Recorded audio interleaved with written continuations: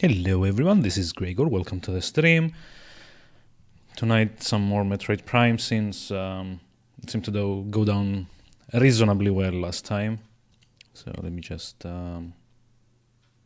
start things up. Aha! Yep. So let's see, yesterday I kind of stopped right after getting the double jump. This is also kind of the point where I'm starting to misremember things a bit. Just like a slight bit. Just like lower the music here. Wonder how much my percentage is at the moment though. This will probably be like 10, 12. Wait, what?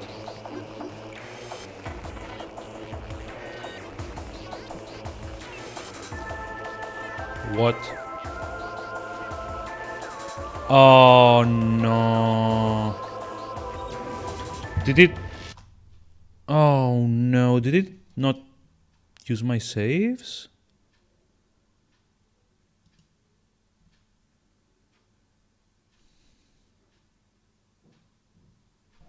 Well, that kind of sucks. It's like 4 hours down the drain. Kind of want to see if this was like an emulation issue here. And if not, then I am very, very sad. Rip saves. Hey, Raiken, welcome. Yeah, it might look like that. I don't know. Yep. Kind of like want to check the configuration for the memory cards here.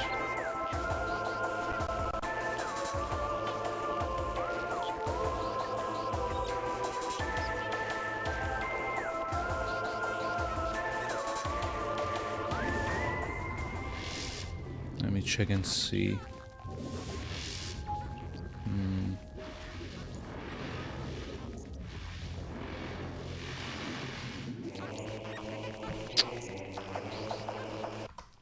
Oh, this kind of sucks. Big time. Wait, what?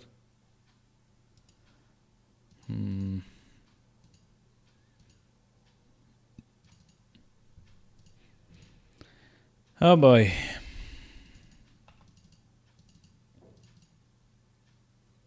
No fun at all.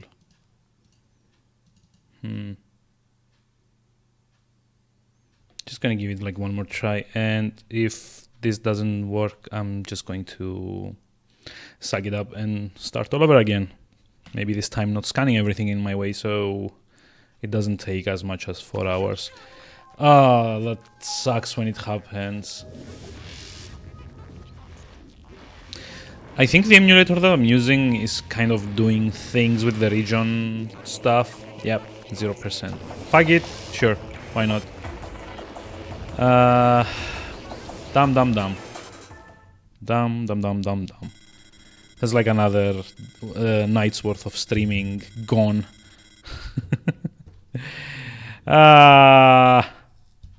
See, this is like the one thing that I've not missed from that era.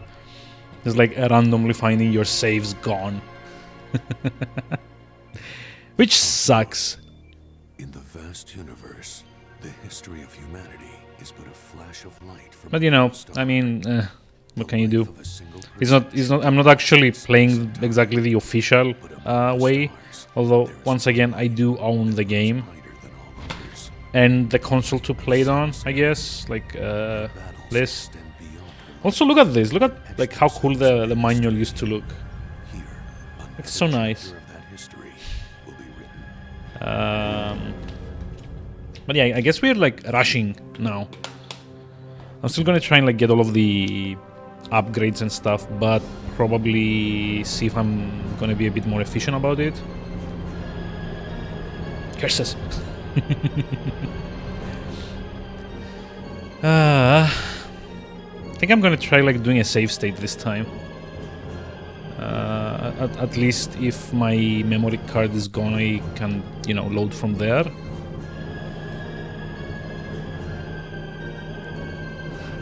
Used to read manual as a kid when you couldn't play. Yeah, I did that a lot as well. Like, they used to make them these like fancy must-have experiences, I guess. It's like full page glossy images, and in some cases even a bunch of lore that wasn't in the actual game. So I guess that was kind of cool-ish. Okay, let's do this.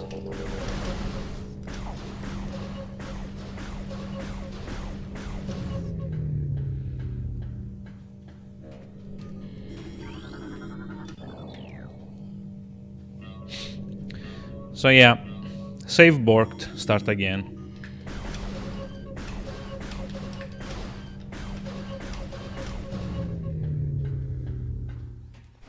At least it's gonna be a bit faster this time around. I'm definitely not gonna take like 4 hours just, you know, exploring everything.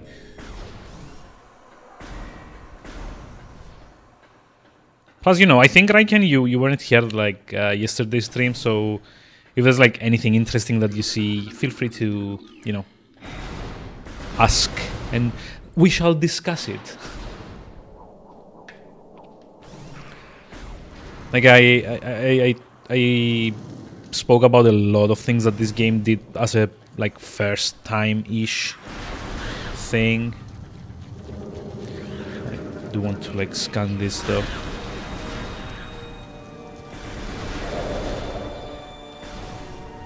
Yep. Oh, now hold on. Charge beam. I forget the order that the tutorial shows you things.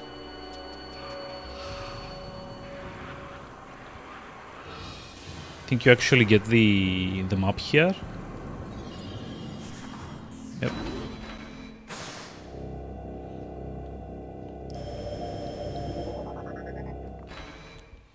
Aha! You have downloaded the map for this area.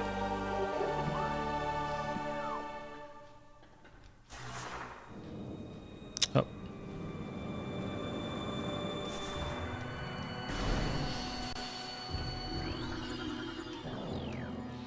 The controls, by the way, are incredibly fiddly for this, especially if you're trying to rush. Because, let's face it, the GameCube analog stick isn't that great. Especially if you're using an old controller like mine, which kind of like, you know, came with the actual GameCube back when I bought it. Yeah. These sticks do not age that well.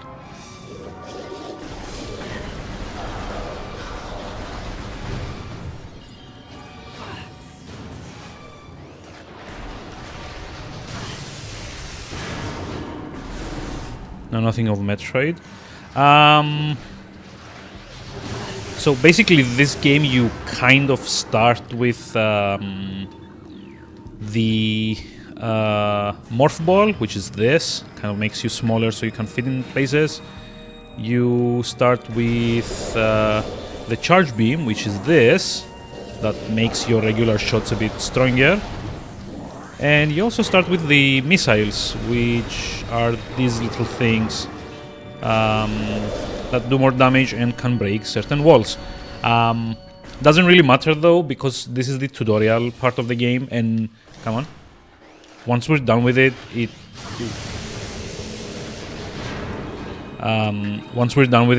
kind of takes everything away from us, and we have to gain it all over again. Now, the reason they did this is because this is actually supposed to be a sequel to, I want to say, Metroid 2 or Super Metroid, I don't remember which one.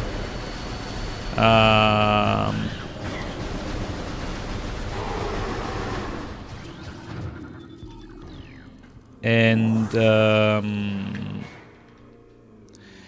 at the end of that game, you have a lot of cool toys to, you know, play with. You know, it being a Metroidvania game. Actually, I think it might be a good idea to save.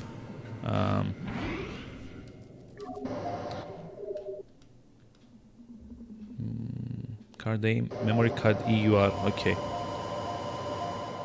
Hope that kind of means that it won't like screw me over again. But yeah, at the end of Super Metroid, you finish the game with like a bunch of different upgrades and stuff.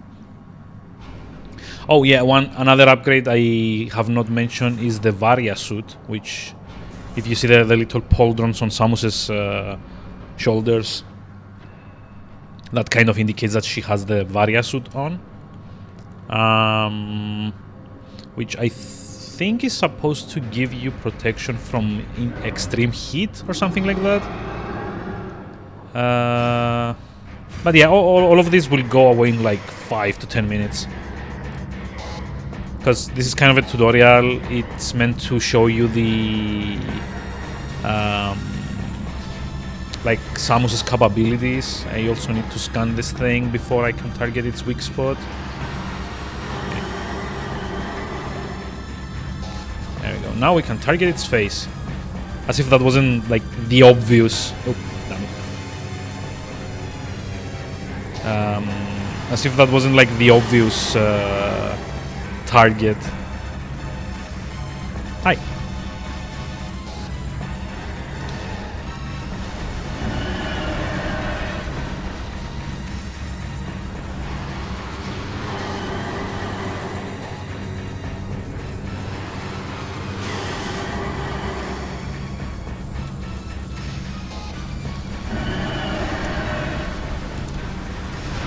There we go. It's like the first boss. The also known as the intro boss. Please don't die at this part. So yeah, Metroid. Metroid is, you know, you're aware of like the term Metroidvania, then you probably know like 50% or more of what this game is about. You get like a huge interconnected world, paths are closed and you can unlock them by gaining new upgrades. These upgrades kind of double as combat upgrades as well, not just exploration. For example, the same missiles that I use here can also be used to attack enemies. You can also use them to break down specific kinds of walls.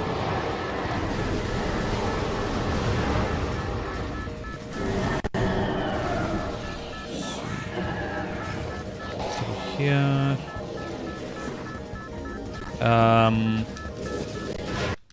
Like I got the morph ball bombs that I can drop. Those can also be used to break other kinds of walls. Like the Varia suit can also give you increased protection from damage, and not just, you know, the immunity to extreme heat. And there's like a bunch of stuff like that. But yeah, it's like, you know the term Metroidvania, so you know what this game is about. Even if this particular version kind of comes like in a first-person coding, I guess.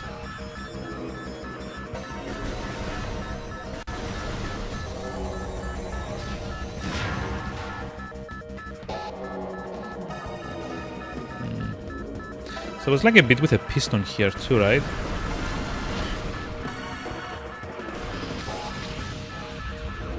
It's here? No, not yet.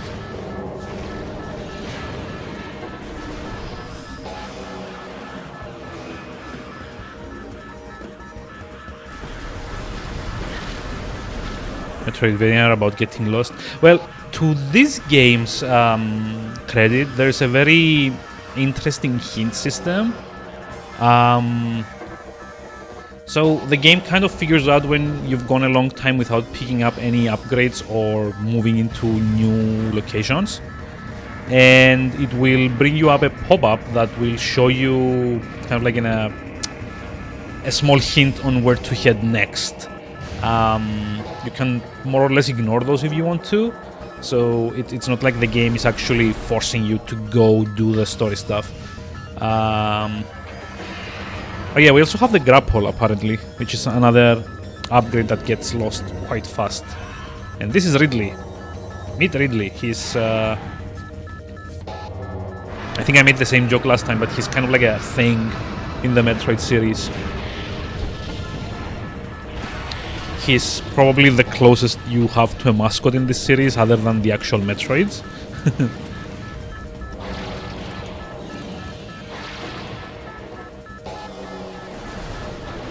Come on.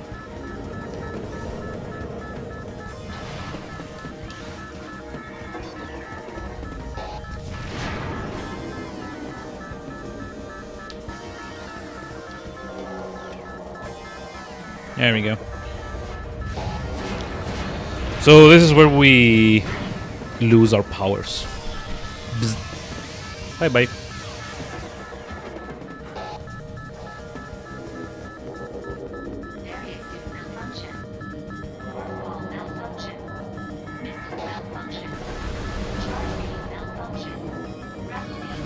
So yeah, now we have none of our toys. Not even the charge beam, which kind of sucks.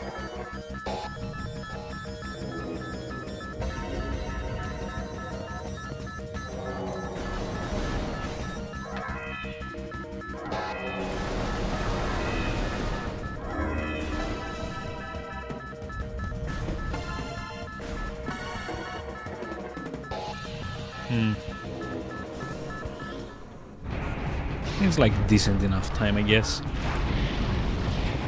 Took us like, what, 12 minutes to get through the intro? With all the cutscenes. So yeah, this is how the Prime series begins. You chase after Ridley.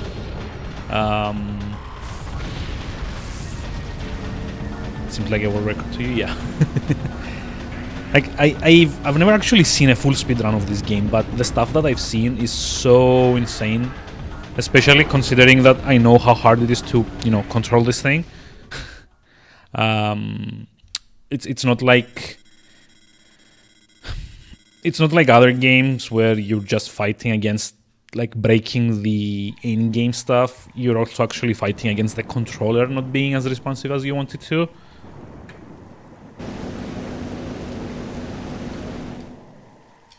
Also, you can't skip cutscenes, unfortunately, which is a problem. But yeah, I kind of like remember what we did yesterday, so it's probably gonna be a lot faster getting around this time. And I'm just gonna try and like pace myself a little bit with the upgrades this time around, just so I don't, you know, waste a lot of time trying to get back to where I were. Aha. Welcome to Talon 4. It's a nice place. Save progress. Sure. So yeah, we need to head through here. I am going to be scanning enemies though.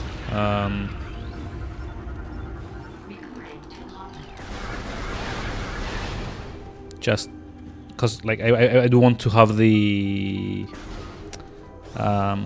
log entries for, like, most of them.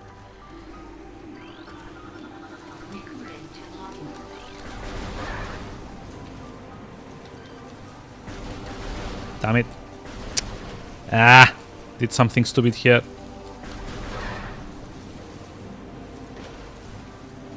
I thought I could kind of like side strafe into the second platform, but you know, I'm also kind of like used with the like the double jump that we got at the end last night. Okay, and now we need to, no, hold on, to go in there. So go like this.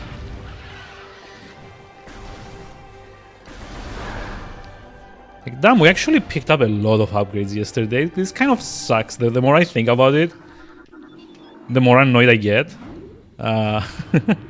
We had like it was like 5 or 6 missile upgrades. We had the morph ball. We had the bomb, the morph ball bomb. We had the boost ball.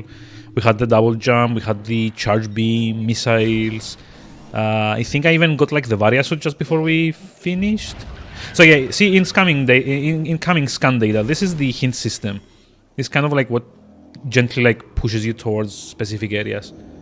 Going to like increase the volume a bit though. This game has a very nice soundtrack. I adore this game soundtrack. So yeah, see, you can like press Z and it will kind of like hint at where you need to go. It's like the Hive Totem is the first boss as well. Yeah, leave me alone.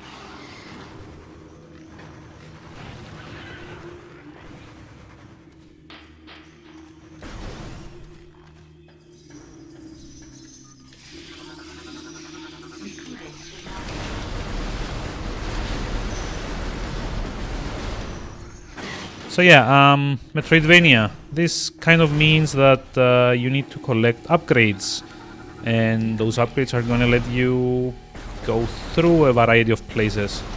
In this case, the first upgrade that we need are the missiles, because we're going to be using those to open our first kind of special door, which is the...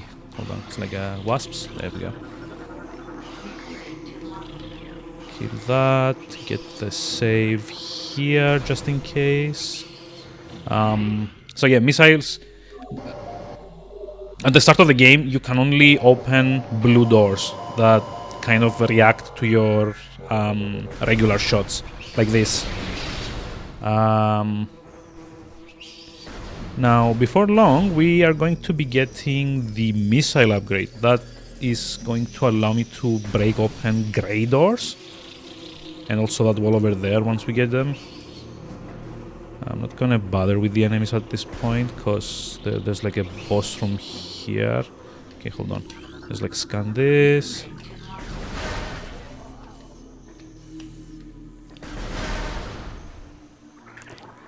Also, it's something that I kind of like glossed over here because I'm kind of like rushing to get back to where I were. It's like a boss fight. But the water in this area is poisonous. Oops. Oh no! I wonder what this is. Is this a boss? See, I can do memes.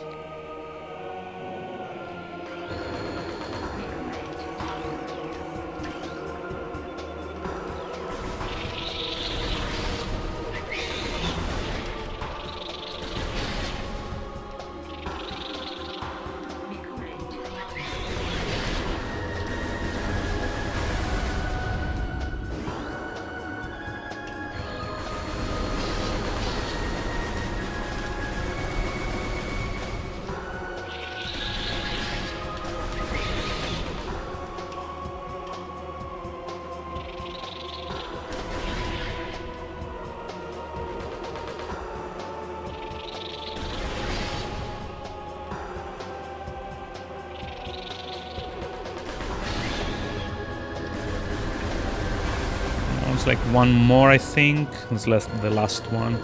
Surprise Pikachu. Yeah, I can't really do that though. Like my face doesn't like work in that configuration. Oop, I got hit. That sucks.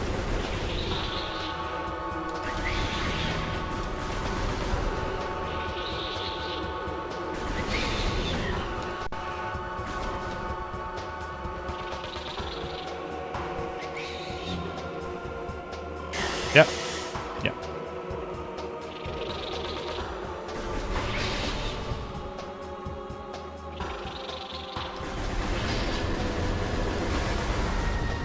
I think that's it, yeah. So, yeah, the water in this area is poisonous to us, which kind of means we take damage when we fall into it. Like this first area kind of revolves around getting to the boss and cleansing the poisoned waters.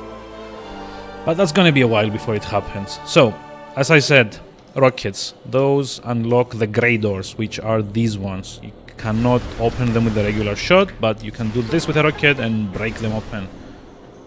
Also, this is a energy tank. It's amazing how I managed to keep myself calm after that surprise. Yeah. But yeah, energy tanks. Energy tanks are kind of like health upgrades for this game. A a full energy tank, which is the dot, like the square above our health bar. One of those squares is one full energy tank, and they can take up to 100 health. It's basically extending my life gauge a whole bunch. And now I'm gonna clear here because I want to get one of the secrets, which is down there. Yep. So like, if you know what you're doing, this game is perfectly doable with just like the basic like quantities that you get, but it's also a lot more efficient, I guess, to try and get as many as possible, because it kind of allows you to have some leeway and do some more mistakes than you would otherwise be doing. Especially some of the boss fights where it's like really hard to avoid their damage. It's just so much simpler to, you know, tank the hits with enough energy tanks and not even care about it. So I think the next upgrade that we are going to get now is the morph ball.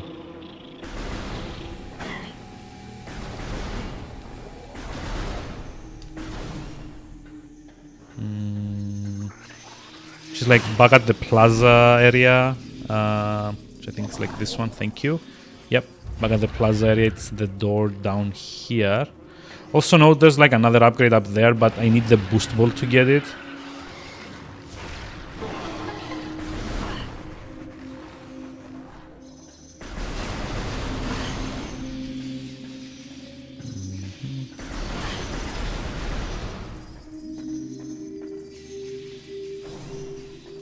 Yep, there we go.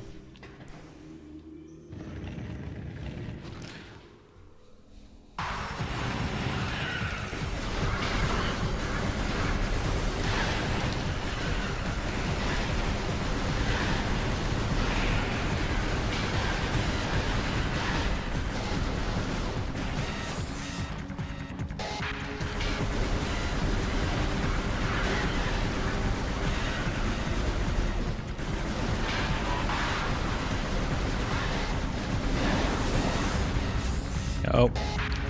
What the hell? What is this thing? It's like slightly angrier than the last ones.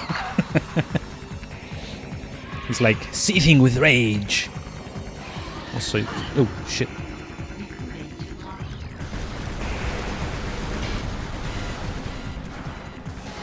Come on, charge me. Charge. There you go, one more. Aha! Come on. Bye. Sucks to be you.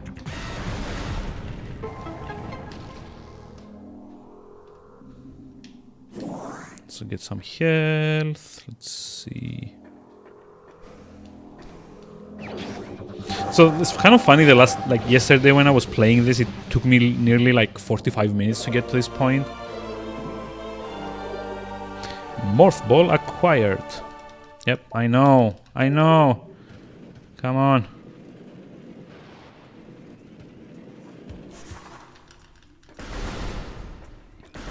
Now the first few, like 5 or 6 upgrades are gonna come fast, generally, because the game kind of wants to get you back to where you were when you were doing the tutorial, at least.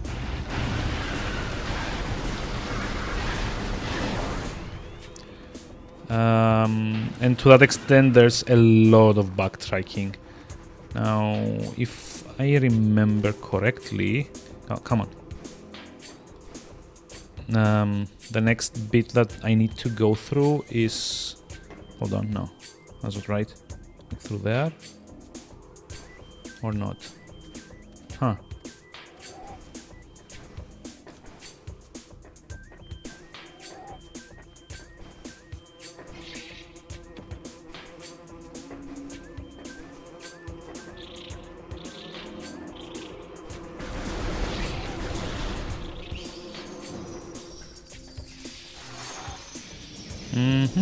Yep. I think we get the bomb ball, if I'm not mistaken, like the morph ball bombs. And yeah.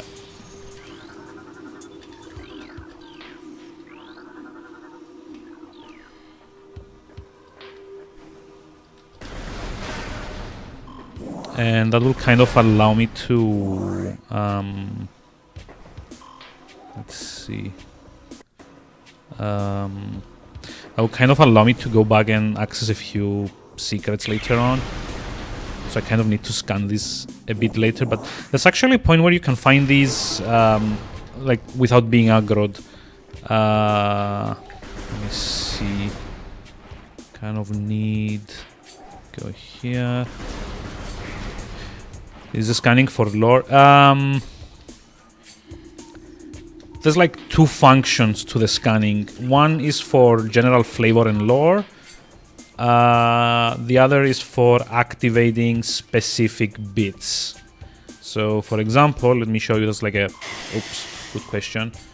The glyph here, if scanned, becomes activated. This ring symbol has been activated. So scanning is also how you turn on switches, more or less. Let's see. I don't think I have all the upgrades for, like, I think I need the bomb ball to get the last, like to get further here. So I think that door over there is where we need to head. Ah, no, no, no. What? Ah, was stupid of me. Hey, Elder Mammoth, welcome. How's it going? How are we doing tonight? How was, how did the end of San Andreas go? Here we go, it's like here. Lord Flavor. Is your favorite topping? I mean, you know what I mean, come on. And you caught me in the unfortunate position that I have to replay a bunch of stuff that maybe I shouldn't have because my save from yesterday didn't seem to want to carry over. Didn't have Silent Patch properly installed. What's Silent Patch? I have no idea what that is.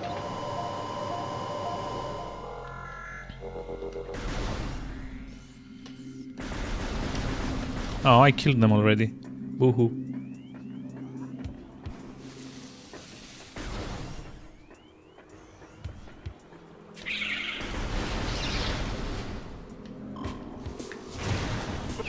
Aha! Secrets.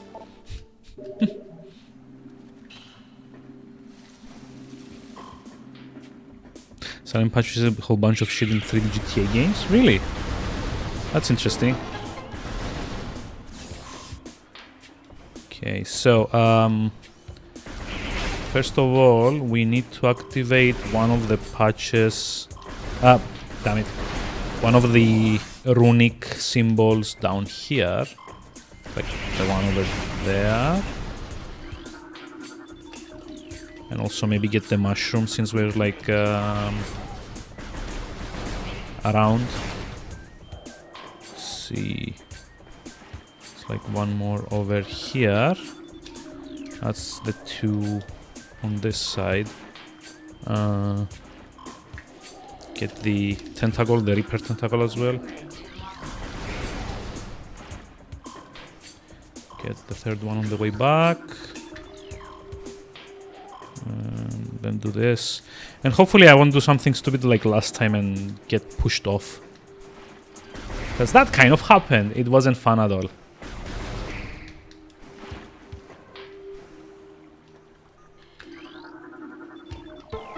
Yep. And this gives me the charge beam, I believe.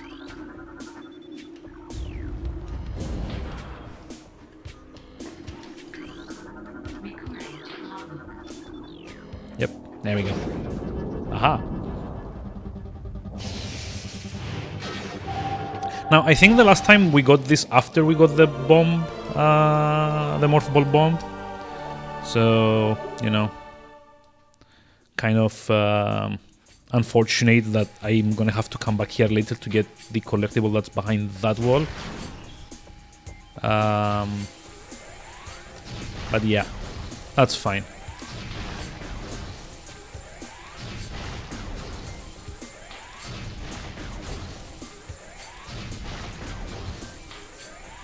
And it's even more unfortunate that these things actually respawn by that time. Which sucks, if I'm being honest.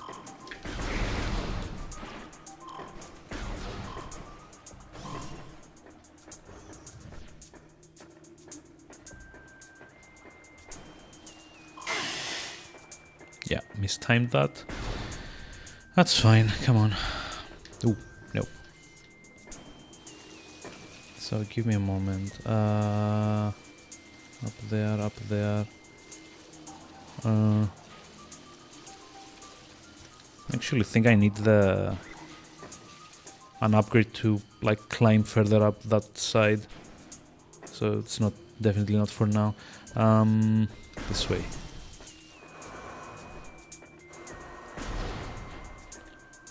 I think I actually own most of the. Oh, damn you!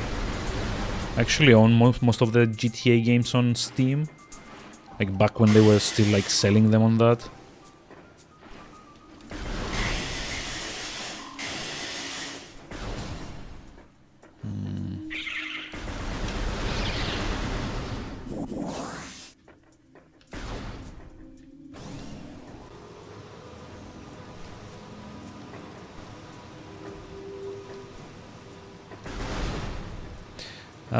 So let's see. Now we have to fight the sentry turret, I wanna say.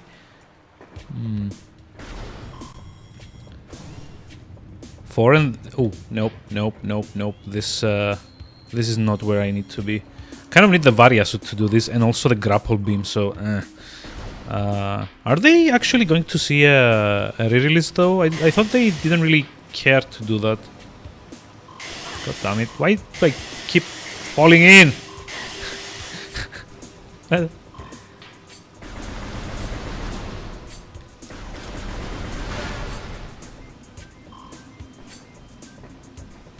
From quickly scanning the announcement. Wait, what? Like trying to focus on two things at once.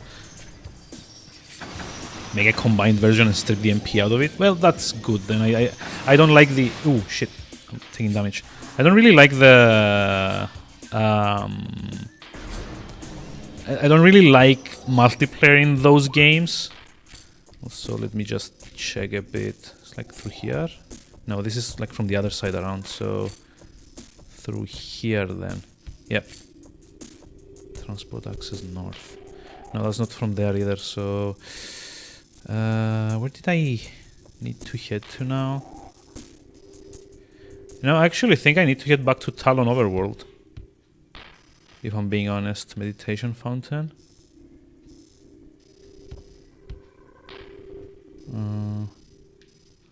Yeah, it's like the Furnace room. And this is a place I can't reach yet, I think. What about the gathering hall though? Okay. So I'm just like gonna head back to the overworld for a moment. Okay, some secret there. So workaround currently with having the Xbox app working. Oh yeah, you mentioned that it's like you can save in the Ballad of Gay Tony. Yeah, that's right. I think you mentioned that like yesterday. I kind of like dropped for 5 or 10 minutes after my stream. You know, doesn't really do to raid Raiken all the time. People will start tugging.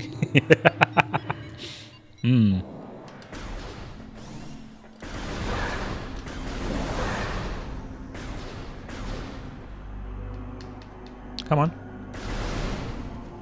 Lovely.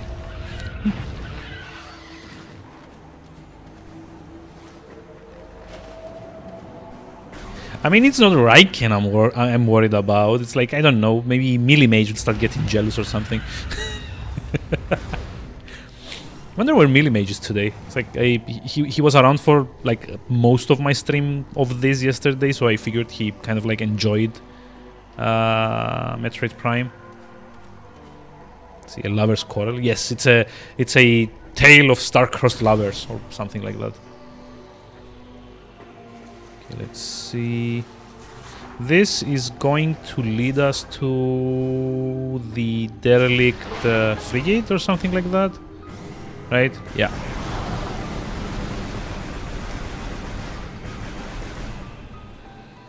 And we can't really do anything here, unfortunately, aside from like scan this for some lore stuff later on. So this bit, you actually need the ice beam and also the gravity suit, so that's gonna take a while. So hold on. Speaking of which, no? Okay. He was streaming? Oh yeah. Like this is like kind of like the sad thing for me. Oh damn it! Millimage is kind of streaming when I'm at like work, and no, sorry. The way things have been going lately at work, I don't really even have time to lurk in other people's chats, unfortunately, which is something that I love to do. It used to be like for a lot of it's like for a lot of what you call them? Damn it! Like for like a lot of the streams that I lurk into, it's kind of I use it like as background noise, because the office I work at has a very, very loud person in charge, and regularly I just need some quiet time because they're way too loud.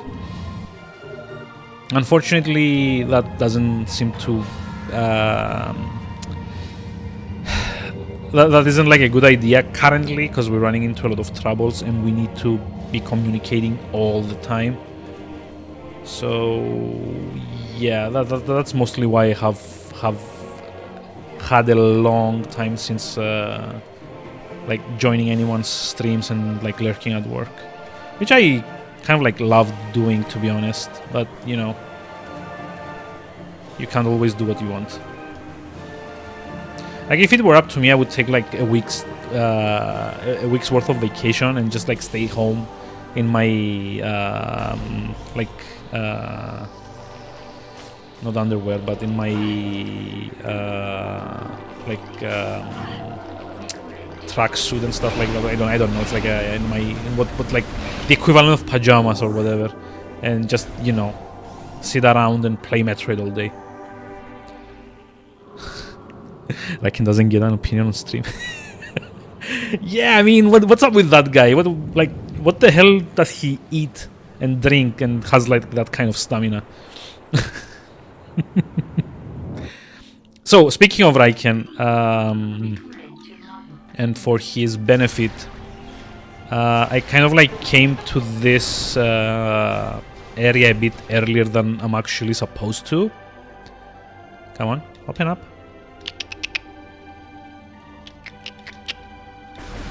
Open up. Why isn't it loading?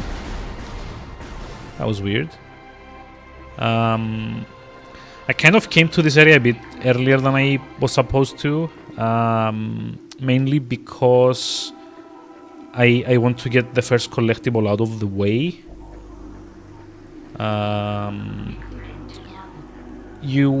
As far as I remember, you're kind of directed to come here at maybe at the 20-25% mark of the game, and this is where you get your actual end game objective, which is what you're actually meant to be doing, which is to collect these artifacts. It's like the first one. You need to collect 12 of them, if I'm not mistaken. Yeah, this is the Artifact of Truth, the first of 12. Yeah, and you kind of like, oh, come on. Blah, blah, blah, blah, blah. And you have to collect them and bring them here to break the seal and fight the final boss, which I guess is kind of like par for the course for a Metroid game. It's actually very involved as far as Metroid games go. So I'm just gonna like scan all of the hints for now. So they have like their log entries. Like, well, actually not all of them. I can just like scan, I think, 8 of them, and once I get those, I finally get access to the final 4. But yeah, since a lot of them are kind of in out of the place locations, it kind of pays to have the hint for them at least. Because all those things that I just scanned, they give you a hint as to where to look for each artifact. Put coffee beans into coffee, make coffee soup? That sounds gross. That actually legitimate. I like coffee, but that legitimately sounds gross to me.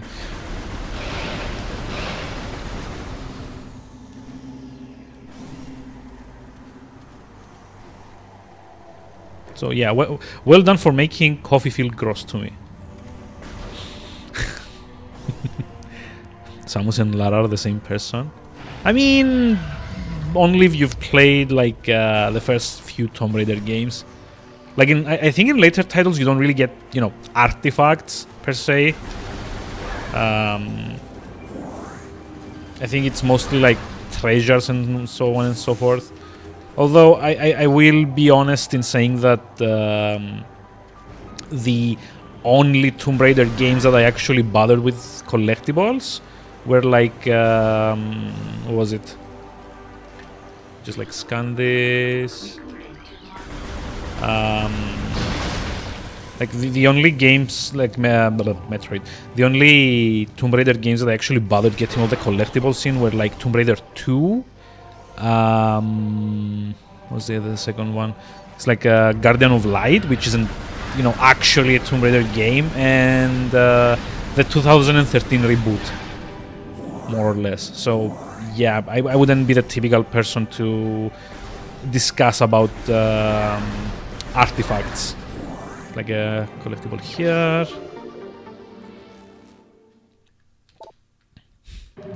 Tomb Raider now. No, I also do enjoy the reboots a lot, although I kind of wish they hadn't included a multiplayer in the first one. So this is for Magmoor Caverns, right? Yeah, I don't need to be here yet. I did get the upgrade at least, so that's something.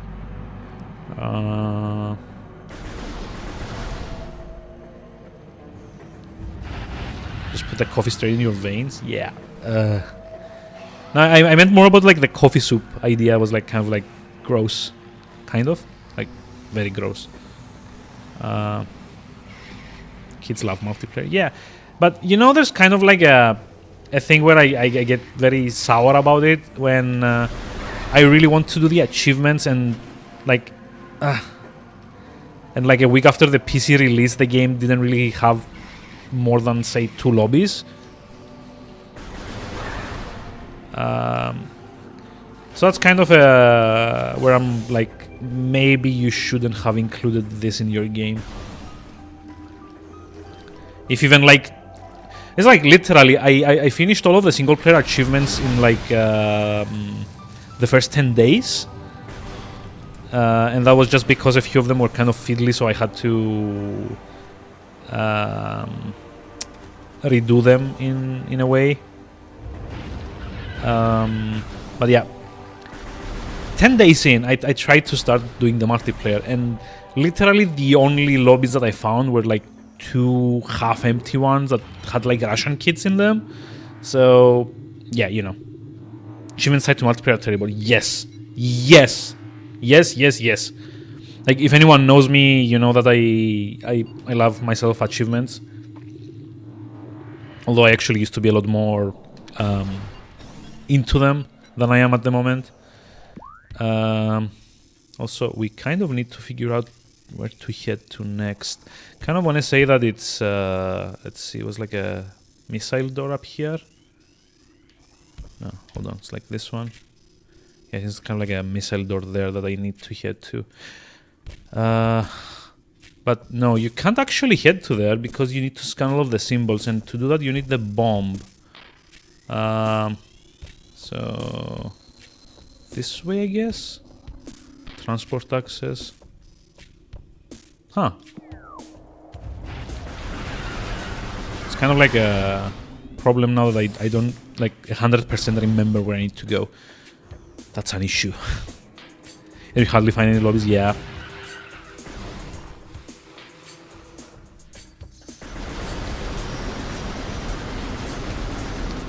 Like, this is especially also what soured me a lot on like Doom 2016, because I unabashedly love that game. I adore it. I even like the multiplayer. I'm not like a multiplayer kind of person.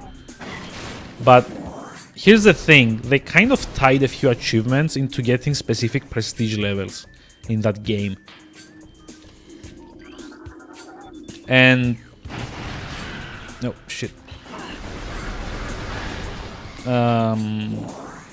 The problem with that is that it requires so much grinding, because to get those prestige levels it was very, very, very time consuming to do, even if you like did well, because they kind of tied your XP gains in multiplayer based on how well you performed. Like, more kills means more XP or more objectives captured or more medals also. Which is kind of the reward system that they have in multiplayer. Wait, hold on. Actually, I think I need to go down here. Was an NBA 2K installment? Wait, what was?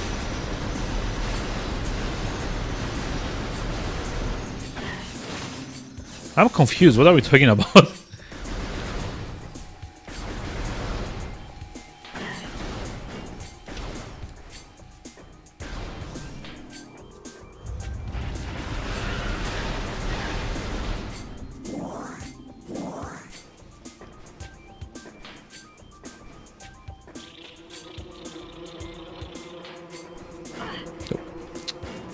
God damn it.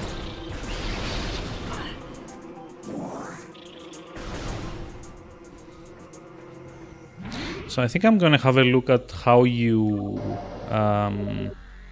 save your state in this game, because let's see, save state. Save state to slot 1. Fine. So in case there's like a a thing with the memory card again, I at least won't have to start all over.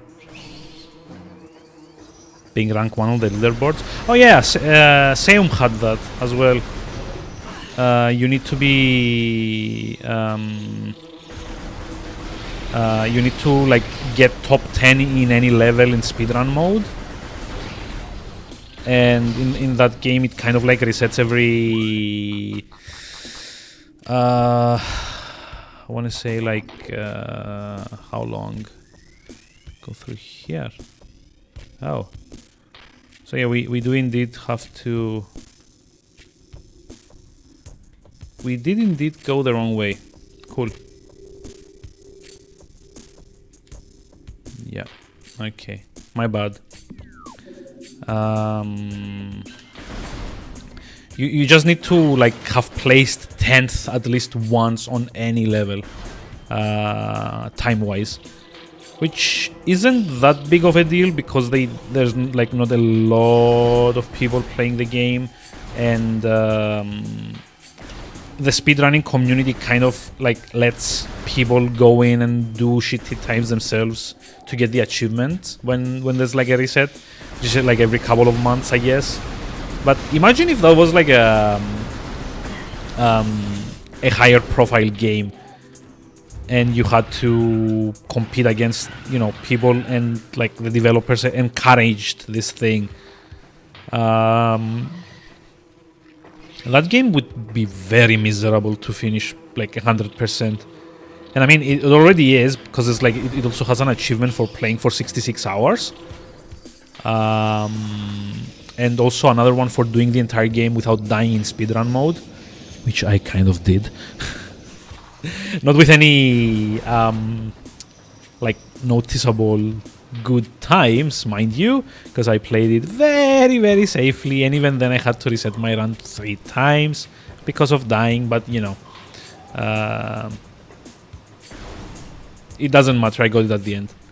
Kind of like one of the more enjoyable achievements that I got. Wait, intense heat? Isn't this what I was... Oh, never mind. Wrong door. Wrong door. Go back. So yeah, I guess Raiken is happy now, because I got lost. You jinxed it. I was like remembering where I had to go up until Raiken went and said, oh yeah, this is a Metroidvania game, that means you're gonna get lost a bunch. So I actually need to go up there, but I don't get it. Like, I haven't gotten the bomb upgrade, so how the hell am I supposed to break the wall and go through here? Oh, never mind. I don't. I'm stupid. I actually need to head to that door over there. Huh.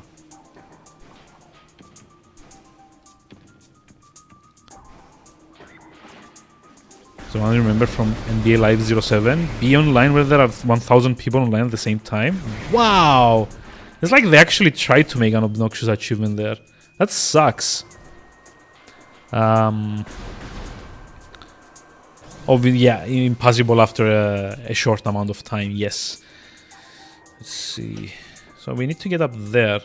How did I miss this before? Oh, I know. Kind of like I assumed that I needed the double jump for here, which I didn't. So yeah, you kind of... Wait. How do you get up there? I'm confused.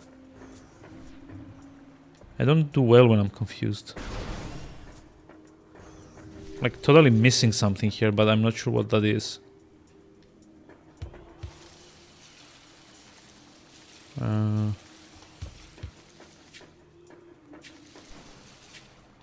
Nope. Nope. Nope. That's not right. Oh, yeah. See, this is like the problem with these games. Like, sometimes textures are so hard to get rid on. Especially when it's like brown colored textures on brown colored textures behind some more brown colored textures. Because guess what? Brown isn't a particularly visually interesting color to begin with.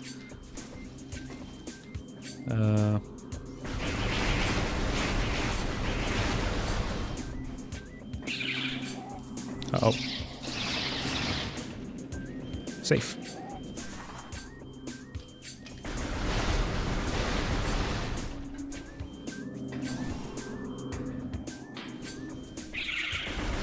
Okay, so we now get to fight the War Hive, and that's gonna give me the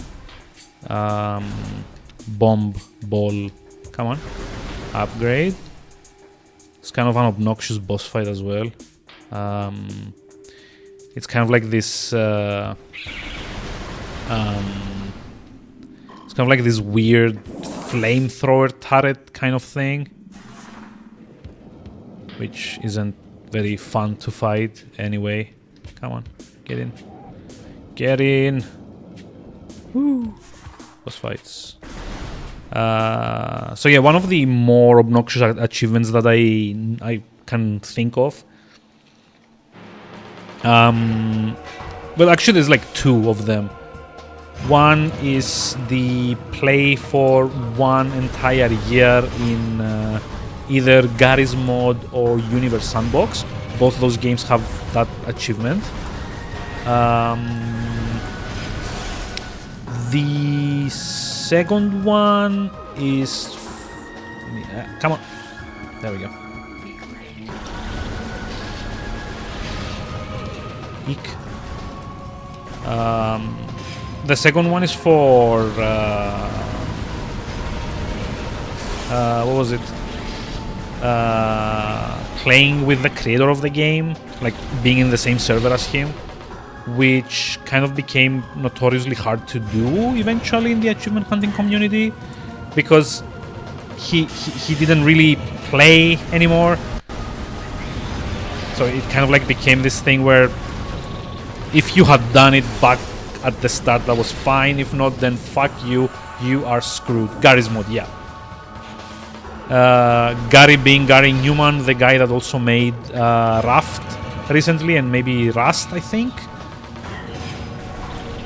Like, unless I'm very much mistaken.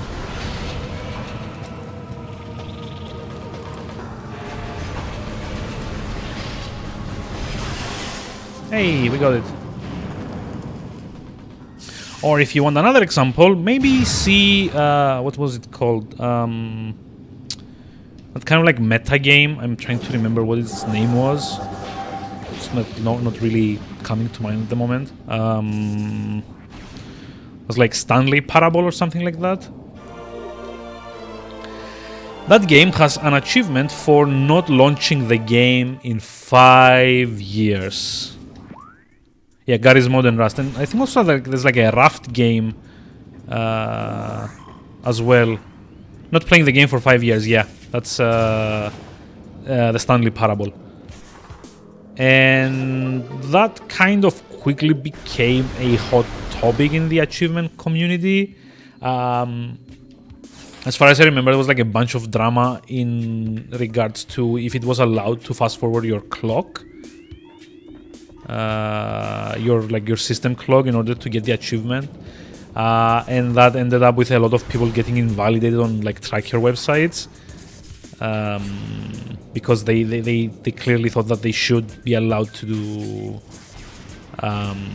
do the fast forward thing. Honestly, I'm not. I don't care either way because you know.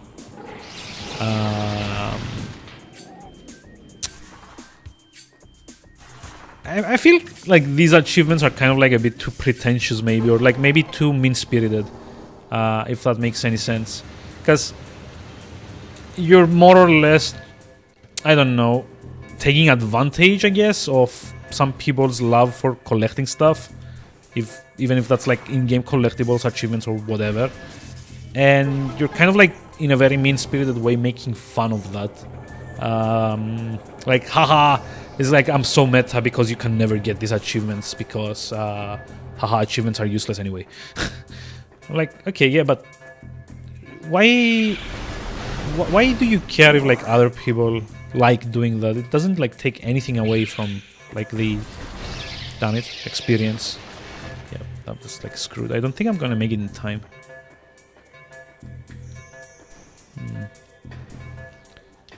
Let's see.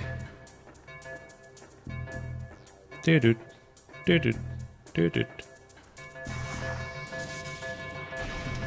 it? Yay! I just got it.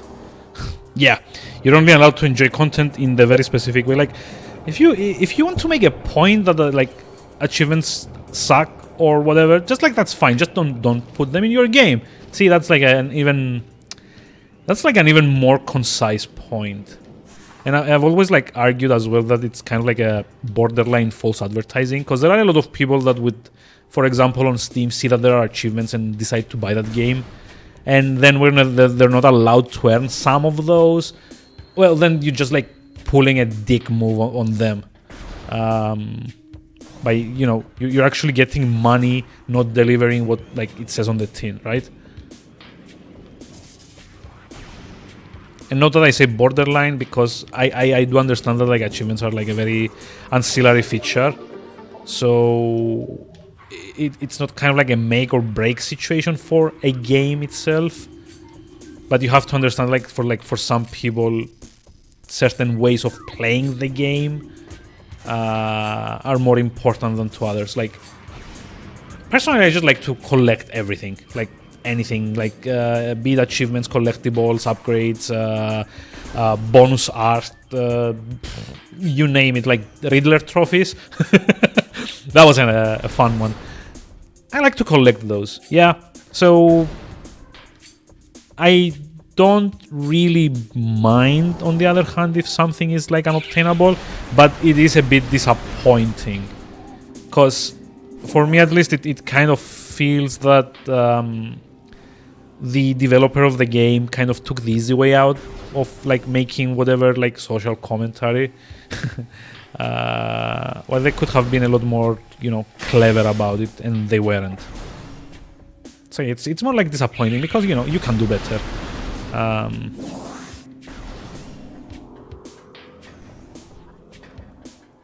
Let's see. Now up there, I kind of need the double jump to get to, so that's out of the question. Just need to see. I have the bomb now, so I think Watery Hole is the next place to be. So that's down there. Wait, hold on. Yeah, it's like down there.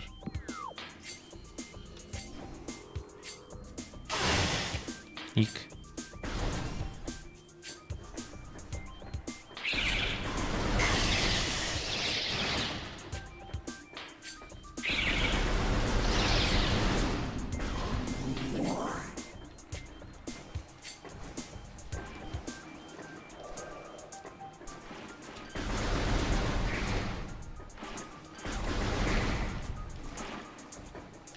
Oh boy, yeah, now we have to go through this again. I'm gonna like try and like rush through.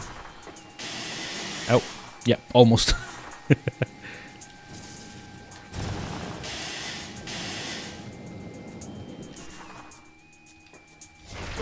So let me just like catch up with chat here. I'm kind of like Mammoth been going on a very informative analysis here, and I'm kind of like ignoring him to just like throw missiles at stuff.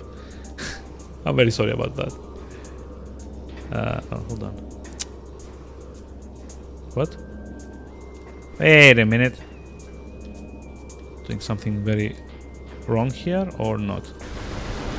It's like more likely that I didn't really need to come to this side yet. Yep, because that's like the spider truck thingy. Oh yeah, I can do this though. Never mind. Got an upgrade. So let's see. Guy on your stream trying to bait me, claiming the VC. Oh yeah, I saw that, guys. Like the Grand Wizard thing. Wasn't he also like the guy that was saying that Twitch usernames are easy and like the true test of skill is getting like an XBLA name? Like whatever weird kind of metric of skill that is supposed to be.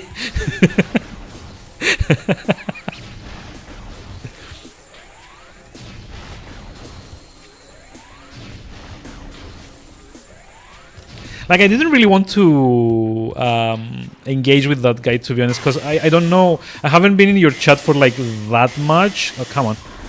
I haven't been in your chat for that much, and I didn't want to like accidentally maybe offend one of your regulars or something. But yeah, good to know that I actually my first impression of him was kind of like on the nose.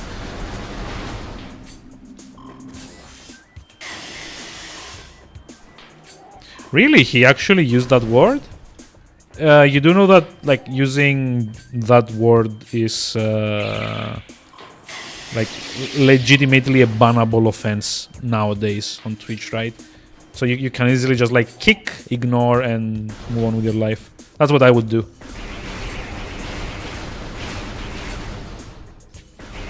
I mean, with good reason. Like, people of like, for lack of better word, special needs, you don't really need that stigma going as well. And yeah, feel free to label me as the social justice warrior or whatever. I would love to be a warrior of any kind. Like compared to my usual like mild-mannered. I don't know what you would call it. Mild-mannered mannerisms, I guess. No, that doesn't make sense. But you know what I. If you would have done it again without timed him. Yeah, fair enough. But yeah, it's like respect others would be like a good place for everyone to like brush up on their social skills, you know. Because let's be honest, like I have also used that word a couple of times, but then again, I'm not a native English speaker, so it wasn't until someone actually explained to me that, like, what the implications of using that word might be, that I knew. But like, if you're being told not to use it and explained to why, and you still do it, then yeah, you don't have any sympathy by me. Oh, hold on. Hold on. Hold on. There's more of these. Ah! Bugs. I hate bugs. Like, seriously, it's like... Just like the sound of those that flying is like so...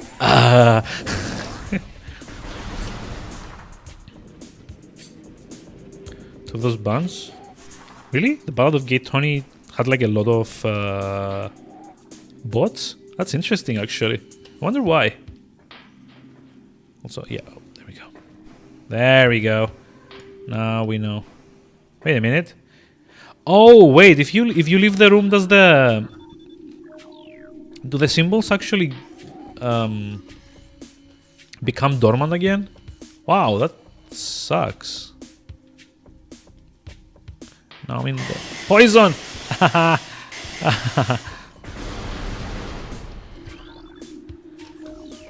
Tend to not engage with trolls. I mean, I don't mind. Like, I'm a very firm believer in that. Like, maybe in most of the cases, people aren't intending to be jerks. Like, in some cases, at least. Like, not in most, but in some cases, people don't actually like set out to be jerks to people, right?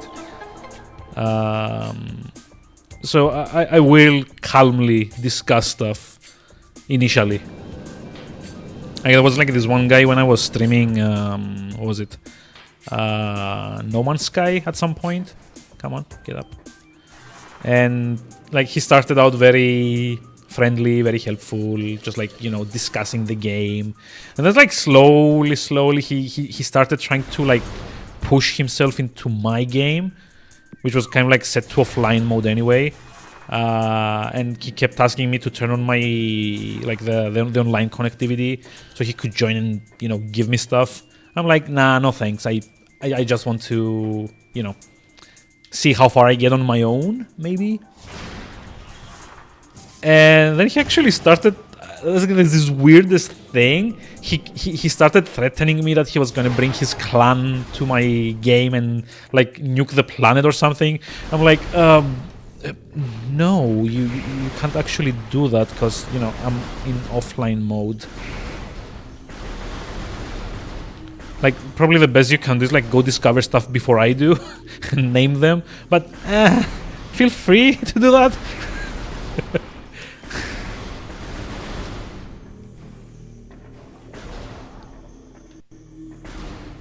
Oh, I see. Yeah, the GTA games. I guess that would probably be... it's gonna get me banned on Xbox Live. Oh no! If only I had an account there. You know, kind of funny thing, I do own an Xbox 360, but I've only played like 2 games on it. I've got like a backlog of 40 or something that I never worked up the courage to go through because I had like 1500 on Steam and then another 250 on PS3 and PS4. There's like another 100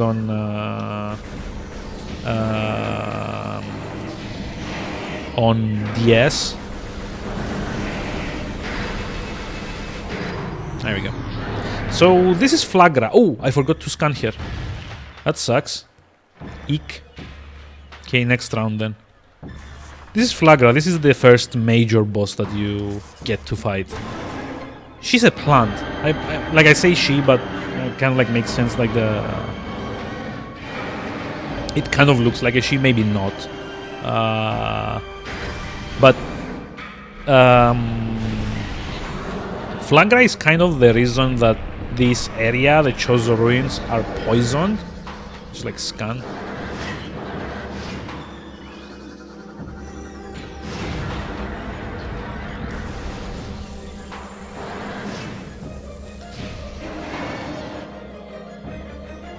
Steam level 69. Wait, what?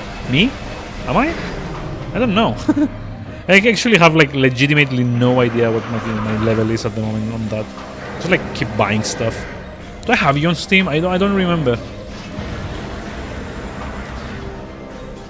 So no, don't. Damn it.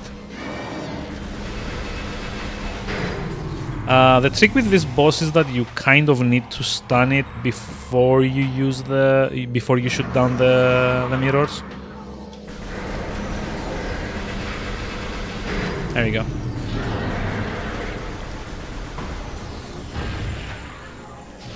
Also, she looks cute.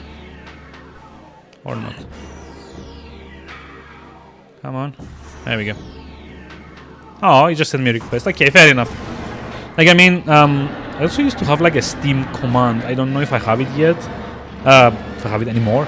But yeah, if anyone like wants to do that, feel free. And like, I don't mind like the friendliness stuff in general. Although don't ask me to gift you games because I can't afford to do that. I've been buying so much stuff myself. Come on, stun, stun, stun.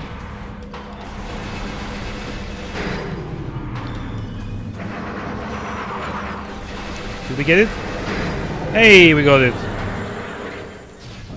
So yeah, the idea is that we have to stun it so we can turn off the little like mirrors and starve it of sunlight, I guess.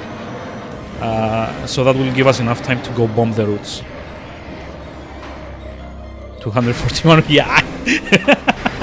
Yeah, I did say that I was like a bit into achievements at one point, right? Although I will say that I don't have any of like what's considered like the harder ones. Oh shit.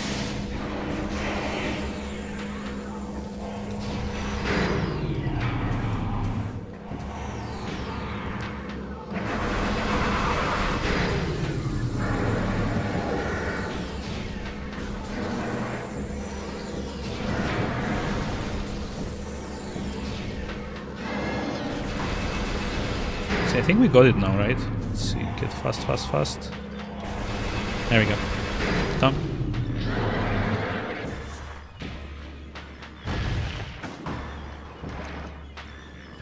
And done.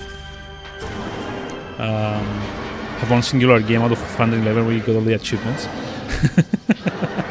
I mean, there's like a lot of games that it like getting like 90% of the achievements is all like good fun, but getting the last 5 or 6 just becomes this endless chore that kind of like saps the fun out of it.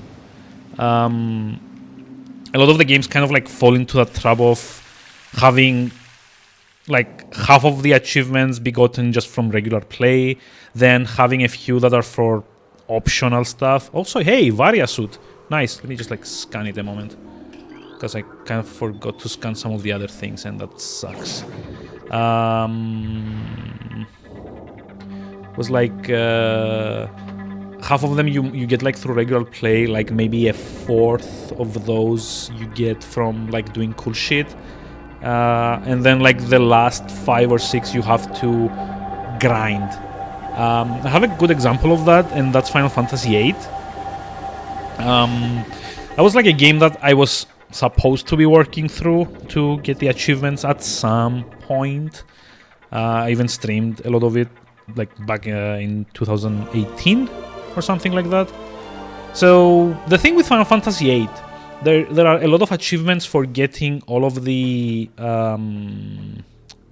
whatchamacall them, for getting all of the Guardian forces. There are a few for fighting optional bosses. There are the requisite like complete the game story ones. And then there are 3 achievements for killing enemies. Why is that a shitty thing? The first one requires that you kill 100 enemies, which, okay, it might be a bit weird if you're doing a pacifist run, which is kind of like a big thing in Final Fantasy VIII specifically, but that's fine. For the next one, you need to kill 1,000 enemies, which is also kind of okay-ish, maybe a bit more annoying than you would like reliably want, because like 1,000 enemies is kind of having to grind all the way to level 100 maybe. And the third one requires that you have to get 10,000 kills, which is around 10 times of what you need to grind to level 100 with your basic party. So you have 6 characters, that's 2 basic parties overall. That's 2,000 kills at best, right? There's like a potential to actually get a lot less than that as well, especially if you start by doing like low level run and decide halfway that you're actually not going to grind stuff by killing high value targets like I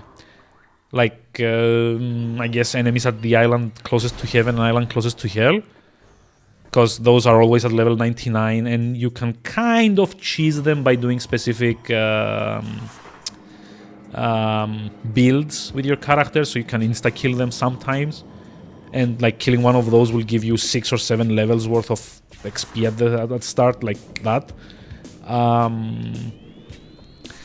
But yeah, depending on how efficient you were at your leveling, you will have to play for close to an additional 15 to 20 hours just killing stuff, just to get that last achievement.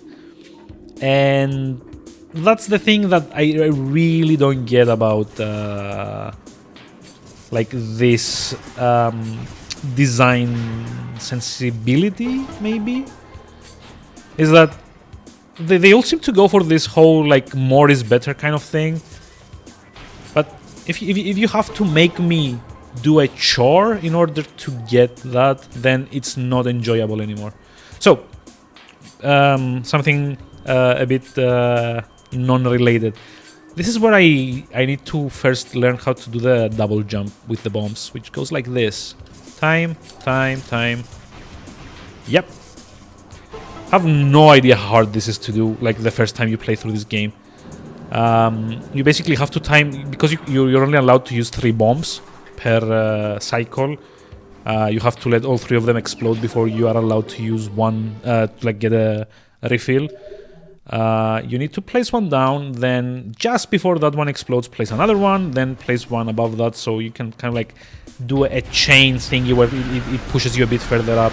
And even though that's not actually required for the main game, you do need to master this technique to get a few of the collectibles, like the rockets that I got here, and there's like an energy tank in Fendrana Drifts, I think, or like Magmor Caverns, I don't remember. Okay, hold on. Now we need to go to Fendrana, right? Like down. Oh, no, Magmor. Did I miss collectibles? I totally did. And it's like one is here. So I think it might be better to just like go drop down from here. That's when you know about.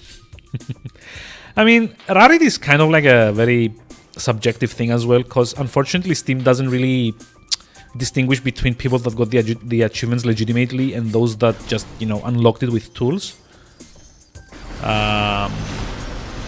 So those statistics are usually a bit skewed about like maybe how desirable the achievement might be for some people. Like especially prestigious ones from well-known games are maybe not very well, you know,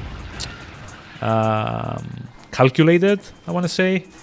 Yep, hold on. It's like a thing I need to do here first. Okay.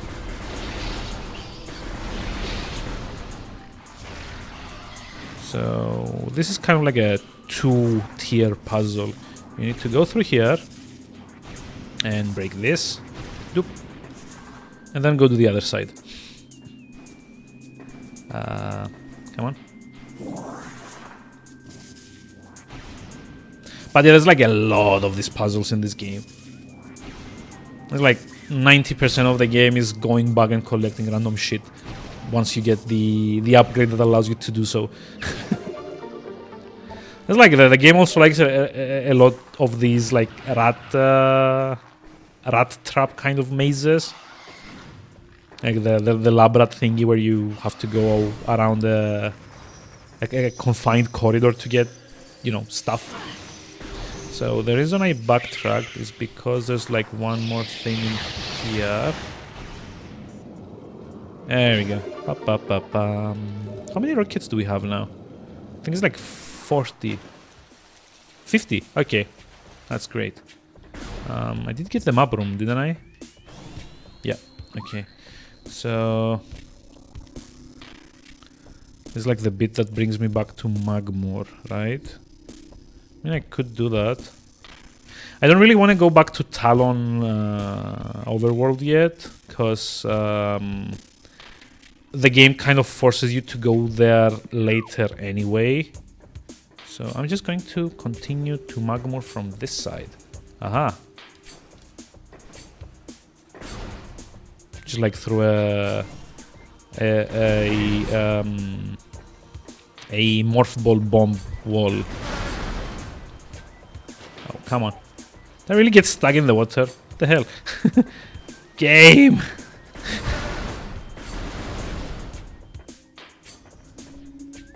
It's like, stop getting me stuck into shit.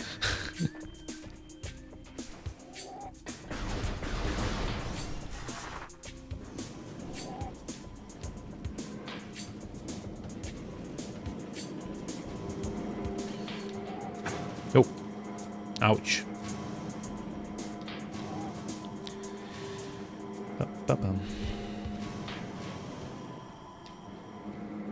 Like a few of the later ones of these get very, very tricky. It's like a... let's see, okay. It's just like scan, go down, haha. So we finished the first area, more or less. I am going to be coming back through here later to get the artifact of this area, and I think there's also maybe a couple of upgrades that I need the wave beam and like the room with the grapple as well. Let's go down from here. Let's see. Yep, there we go.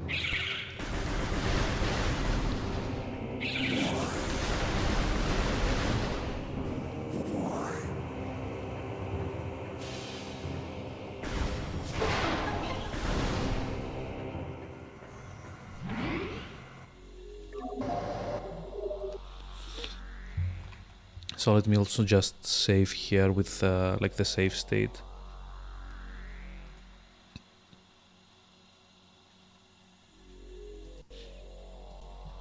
There we go. Cause yeah, I've actually done all of this at my last stream, unfortunately, and it seemed like the way that the emulator saves the memory cards didn't really work as intended. So I ended up losing 4 hours worth of progress. Although kind of funny, I think we're gonna take like a bit over 2 to get to the same point now. Because I was apparently taking my sweet time doing that. Hi. Oop. So I kind of need to scan one of these. Hey.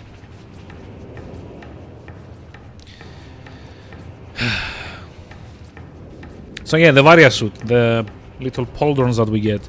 Apparently there's some kind of like heatsink, because this is what allows us to survive in the lava areas. Go back a bit. Need to scan that as well. Grapple point. Okay.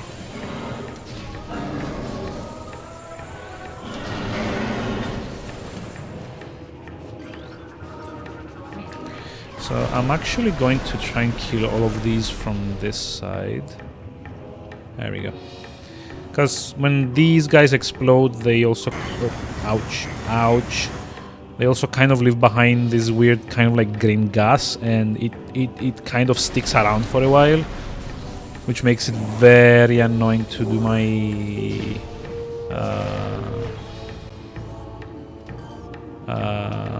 platforming thing, because I get damaged. Ouch.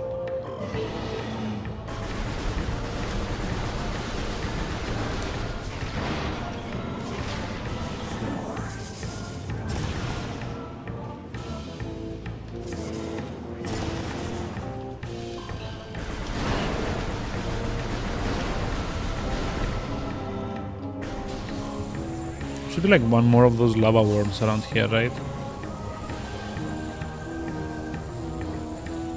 Or not? Not actually sure. I think one of those like either this or the pillar in the other room you can kind of like break to get one of the artifacts later on. But I also think that you need the super missile for that. And unfortunately the super missile comes a lot later in the game. So how the super missile works, it's kind of fun. In the original Metroid games, it was kind of like a separate upgrade, I guess. Oh, come on. I think you're supposed to like make them eat your bombs. There we go. Dead.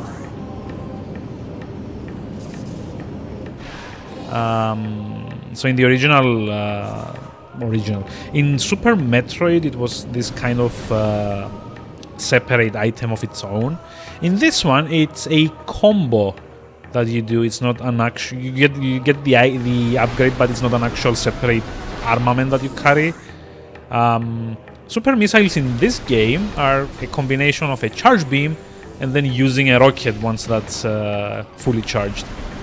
Unfortunately, even though I know the combination, I can't actually do it until I get the item that unlocks it, which kind of sucks. But it's like a very fun ability to use. Now the downside is that it kind of uses, I think, 5 or 10 missiles, so you can't actually, just spam it all the time.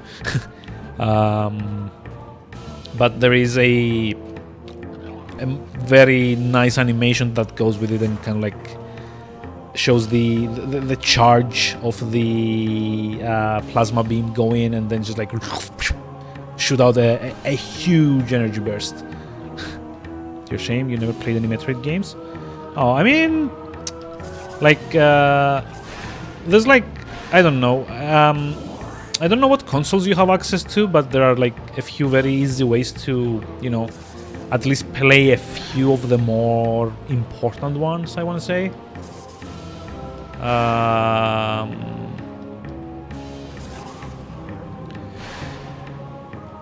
Super Metroid has at this point been re-released on every single Nintendo console, more or less.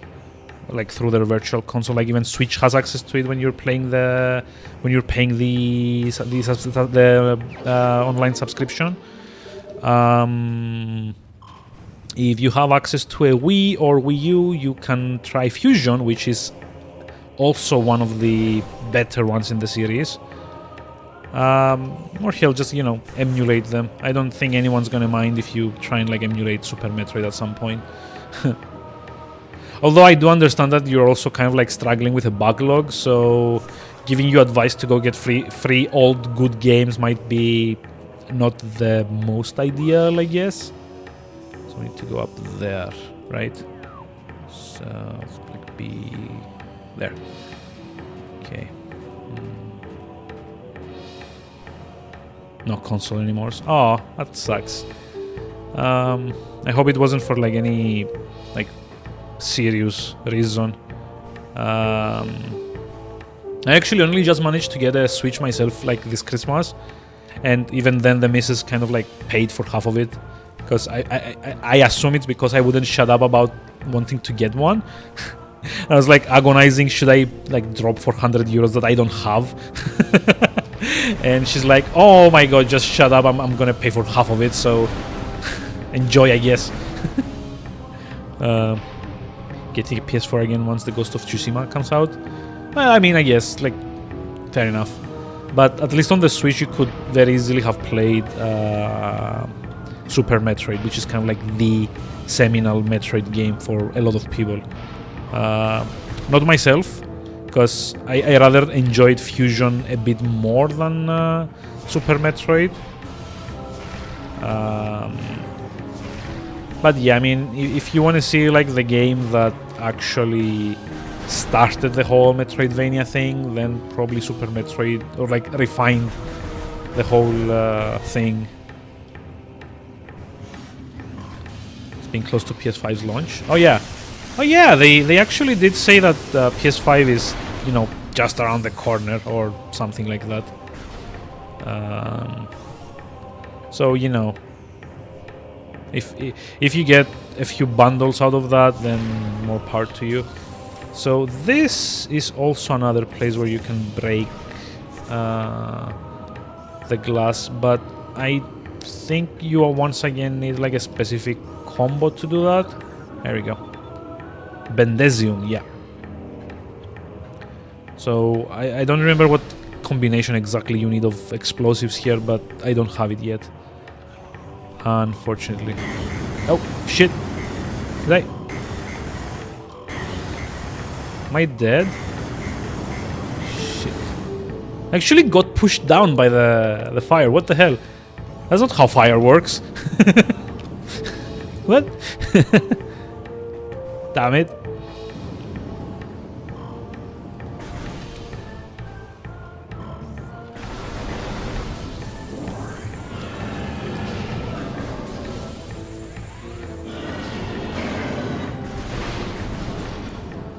I mean, I'm gonna be fair, like I'm gonna be honest, sorry, here, and say that personally I could never sell any of my consoles. I kind of like have a thing with them, and I hate selling them. I've got like every single console that I've ever owned, except for the very first Game Boy, which I kind of had to give to my brother, and he lost it, the jerk.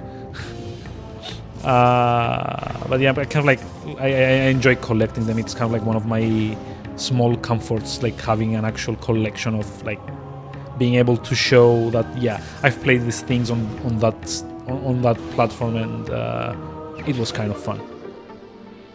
Yeah, I mean, I know that's why I said I hope it wasn't like because of having to do something drastic.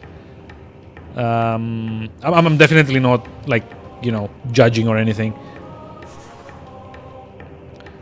Like if I had been at the point that I need to make bills, I did at some point consider selling my Xbox 360 for that same reason. But I'm lucky enough that I didn't have to do that, thankfully. Because honestly, even though I didn't play that much on that console, it still would have stung a little bit, or like a lot. I'm like a dirty hoarder. In a way. Okay, so we can't actually do anything here because we need the spider ball. And this elevator leads back to Talon Overworld. This is what we want to use later on to go back, but not just yet. Kind of like need to go get the boost ball at the moment. Actually, I think it's the boost ball. It might be something else entirely. Yep.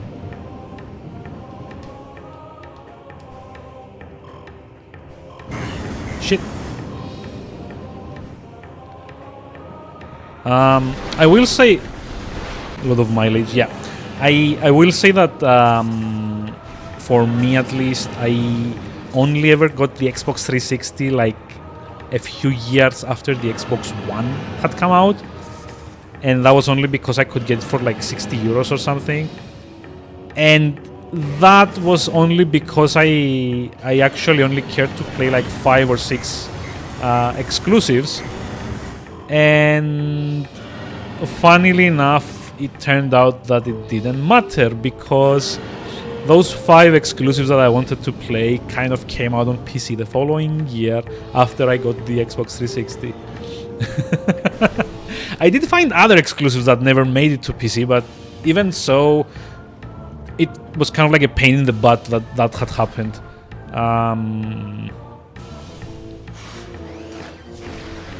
Like, for example, I really wanted to play Final Fantasy 13, even if just to, you know, oh shit, yeah, this is not going well. Even if just to like see how bad it was, and that kind of like came out to Steam the following year after I got the 360. What else? I think Bayonetta was one and Vanquish was another, but they both kind of like made it to PC again in the following year. There's like legitimately a time in like 2016, I want to say, or 2017 maybe, that every week I was like, oh man, there's like another game that I like. I'm having less and less reasons to own an Xbox 360 at this point. I think like Catherine was also one because like I couldn't get the PS3 version for whatever reason. I don't really remember though. Like there's like 5 of them. Outland, I think, was also one. Like the Ubisoft kind of like platformer thingy. Okay, scan. Now we go through here.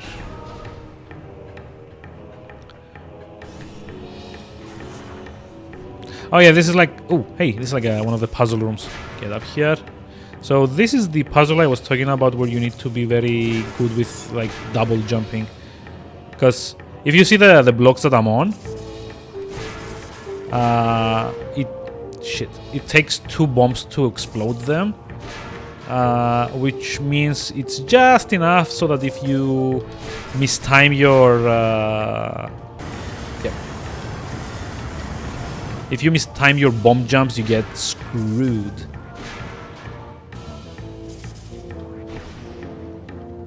I'll just like give it one more try. Actually, you know, I wouldn't regularly do this, but I am going to save again.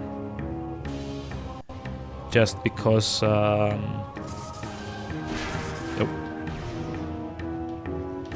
I need to explode this now. So they kind of like regenerate after a while anyway, so it's like this first one, that's the lava, that's the tricky one to get. If I fail the other ones, that's just fine. There we go. There's like a small bit of positioning involved here as well, because if you've noticed, you can easily get stuck on the geometry.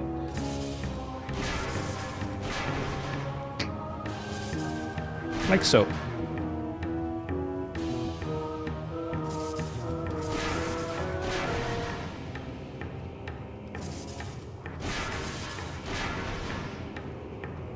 It's like one more. Yay! We got another health bar there. Woohoo.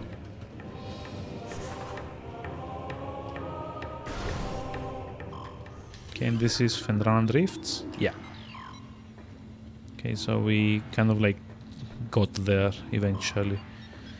So we're heading to Fendrana Drifts, we're getting Boost Ball, then we're heading back to Talon Overworld to get the double jump, and then back to Fendrana Drifts. It's kind of like one of the things that I didn't like about this game back in the day. It has like a lot of back and forth. Like, way too much. A lot of largely unnecessary backtracking. Like, I feel like they could have connected the areas a slight bit better, if that makes any sense, so that you wouldn't have to like go to Fendrana, then go back through Magmoor, then go to Talon Overworld, then back through Magmoor, then back to Fendrana, which is what we're going to be doing now. Also, I love the music in this area. It's like so satisfying. Fun fact, actually, this is the song with the most remixes on OC Remix for this specific game. Apparently, the remix crowd is very like fond of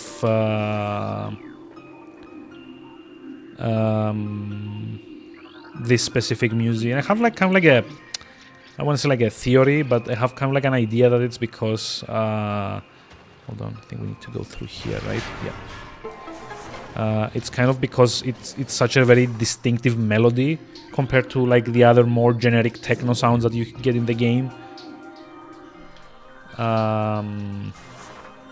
Plus, you know, it's got like a nice piano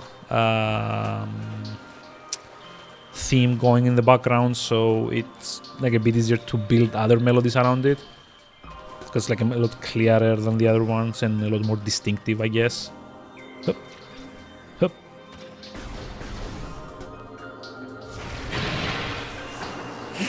Oof. Hold on, I actually need to scan you.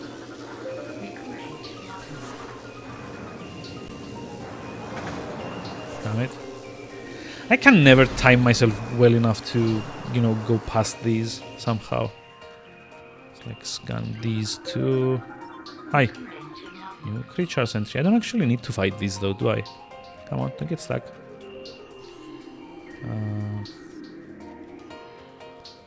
Or do I? Do I need to fight these? I don't think so. Wait a moment. Oh! Plasma beam. Never mind. It's like a lot later.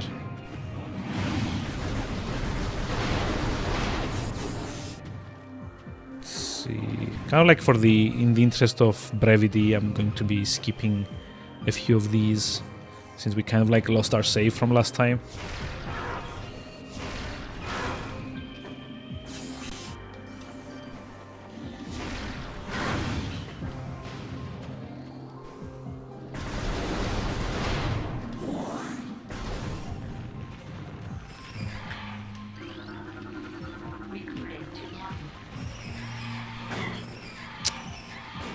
God damn it. Stop. Let me through. Let me through. Okay. Second level of Fendrana Drifts. Boost ball. Thank you. Like through there, I think. Come on. Poke, poke. Yep.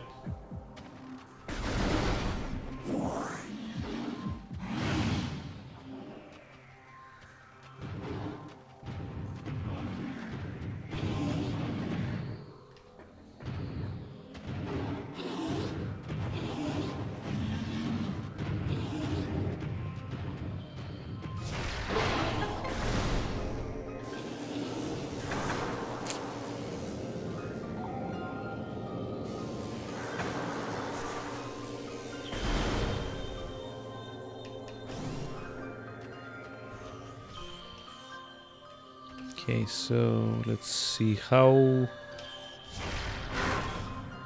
did we need to proceed through here? There's like a scan here. Chozolor. Yep.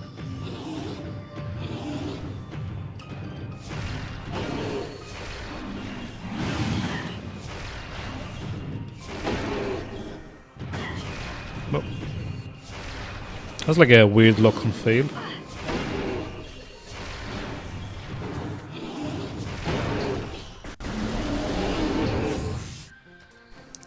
Okay. I only killed this because I thought there was like an upgrade here, but I guess there isn't, so yay me, I guess.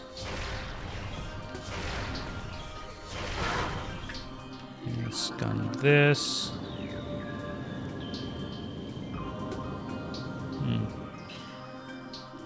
You know, I don't actually remember doing this yesterday.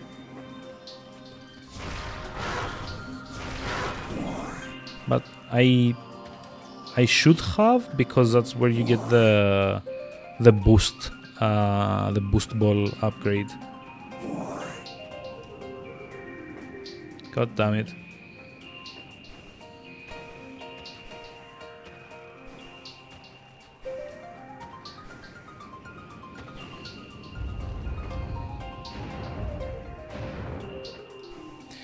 Yeah, never mind, I remember now. First-person puzzle platforming isn't that amazing. I need to scan this again. Yeah.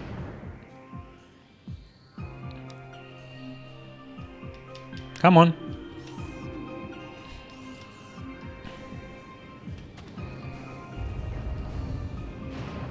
It's like so much easier to do with the double jump. Which is what I'm trying to get in the first place.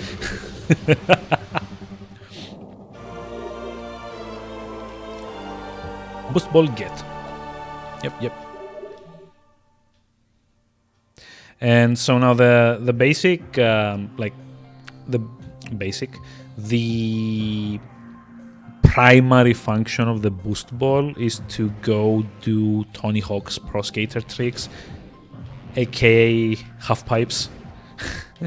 Like literally, that's like the basic functionality of this upgrade is to boost yourself all along the half pipe structures.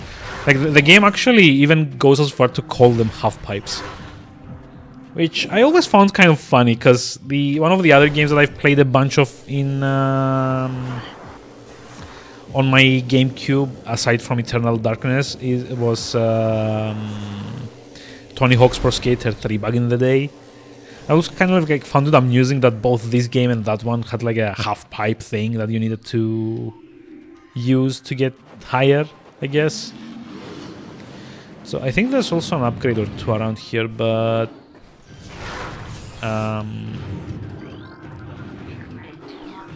yeah, you need the double jump for that. And down here is, hold on, can I break this? No, I cannot. Cool. Or here.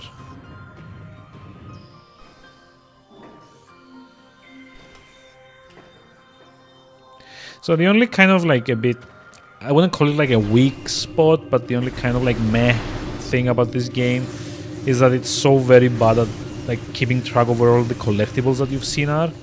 Cutscene. I would have loved if this game had this, you know, mapping function where you can maybe drop notes or the game automatically does that for you when you see an upgrade that you can sort of kind of like remember to come back to it later on. Which I mean, admittedly, is probably why my first stream of this yesterday took 4 hours instead of around 2 to get to this part like now. It's because I kept backtracking after getting every single upgrade, so I would make sure I didn't leave behind any of the collectibles. Because I do want to get most of them. They're very helpful eventually. Especially the energy tanks. Because, let's be honest, even if I were like a lot better at this game, the controls sometimes make it so that you can get like a bit screwed over, dare I say. Well, okay, not maybe not screwed over per se, but you know, you can easily make a lot of mistakes that you didn't mean to do with this control scheme. Even though it's one of the better ones that I've... Wait, the hell? It's one of like the better ones that I've had on a console FPS for that time. I mean, this control scheme was like a lot better than the one that Halo had, which was kind of like a contemporary at the time. So hold on, we need to get to there, Talon Overworld. So that would mean go all the way across, then down there. Fine. Let's do that. I'm like taking a shortcut here. Ooh, shit. Or rather, I was taking a shortcut here, and then I got blasted off by the freaking turrets. Curse you! Stupid turret thing, come on. Knock, knock. Who's there? Gray, Gray who? Gray, please don't die to the lava.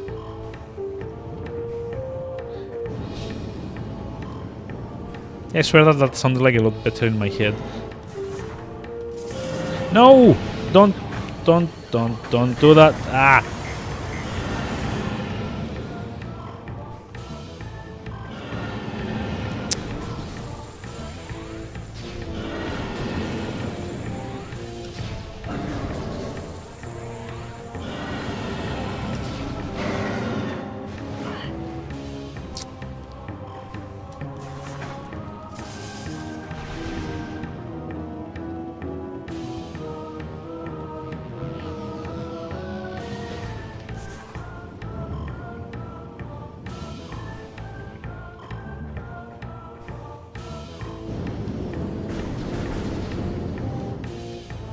Aha.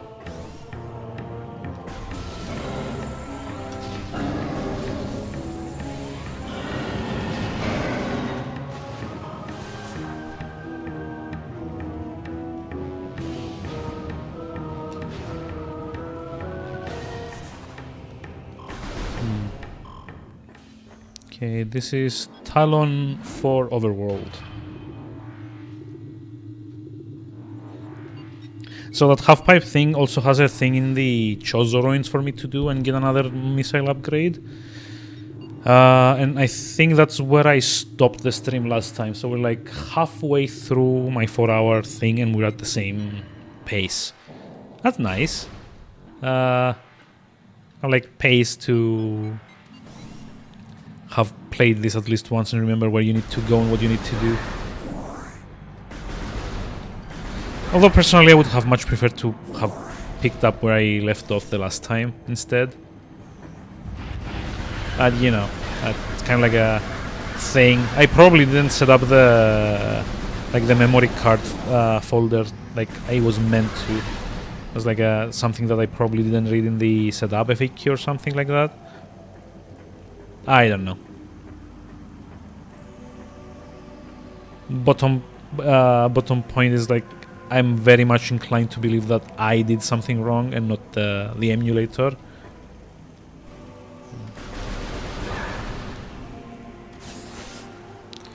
And once again, yes, I am playing this on an emulator. The only reason for doing so is because I don't have a capture card to connect my GameCube on my PC. So this is like literally the only way for me to be able to stream GameCube games at the moment.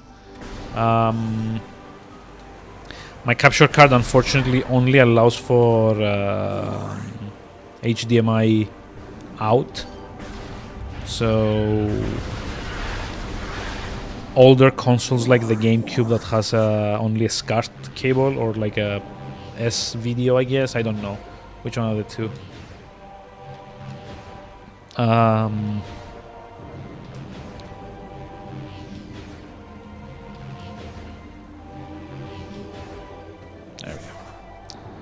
we go.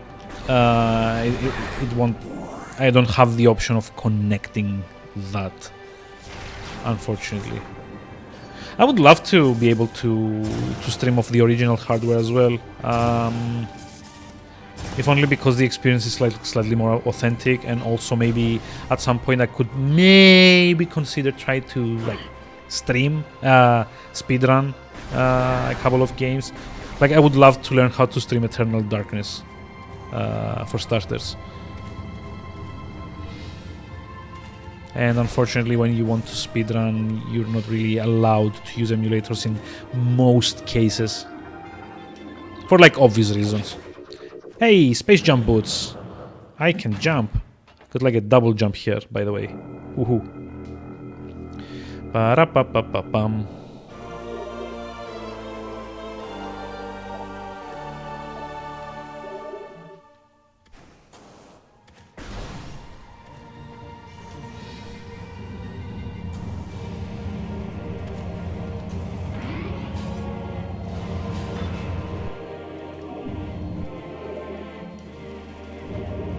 So, let's see now what else we can find out around here.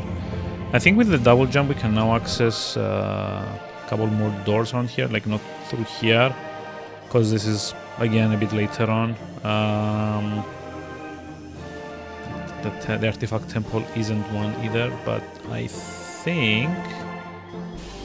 yeah, we can now actually access the plasma door, but doesn't really do anything, unfortunately.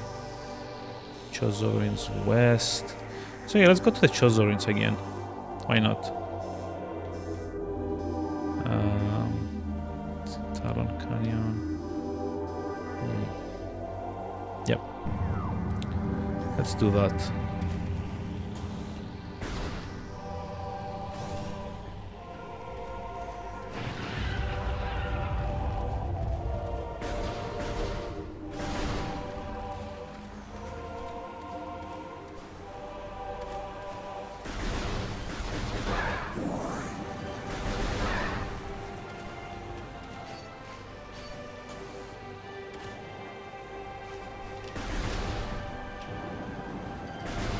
No!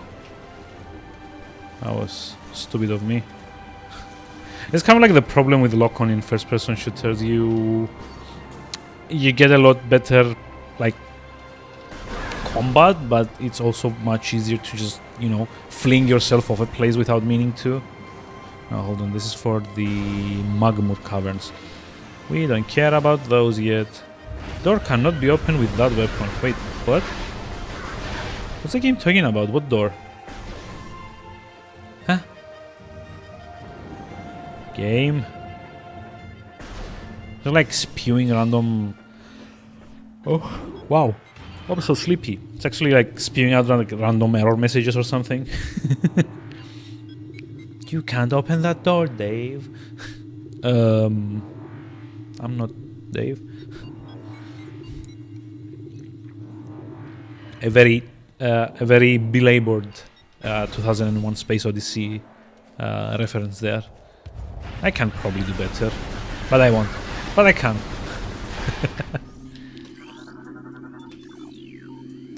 Let's see.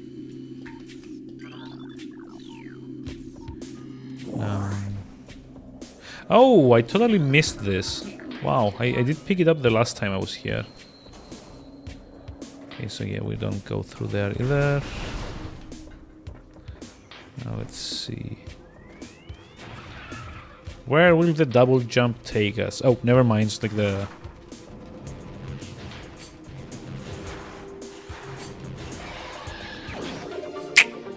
See, I told you, I remembered with there's like another upgrade here. So I think overall you can get up to 300 missiles. So I think this actually puts me at around the 1/4 of the total. So go back and check. Come on.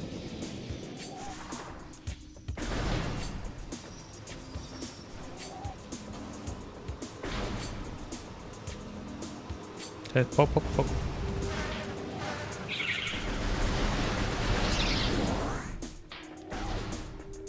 This is the sun chamber, no, hold on.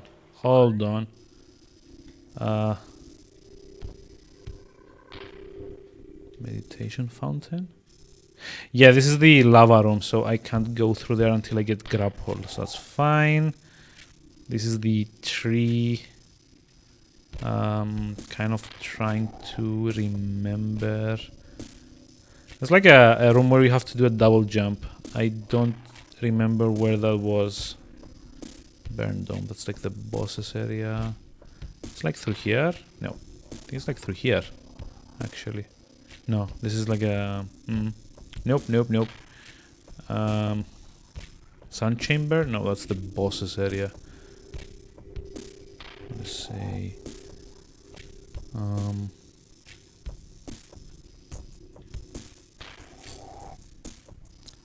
Sun tower, that's where we dropped after the boss. Bolt access.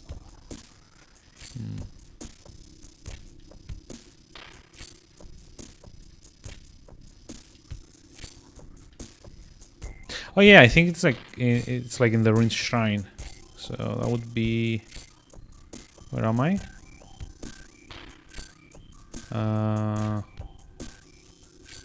Once again, taking the utterly wrong way. Well done, me.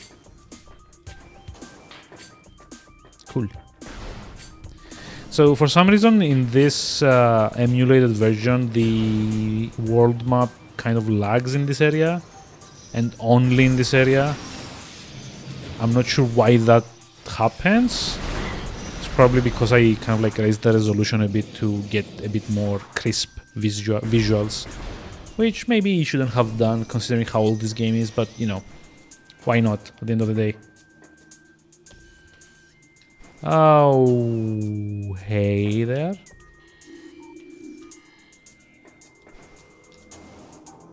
No! Damn it. Wonder if you can actually get to it from here. No. So, do I have to... Wait, there's like a grapple point there, isn't there? No, there isn't. Okay, that's kind of weird then.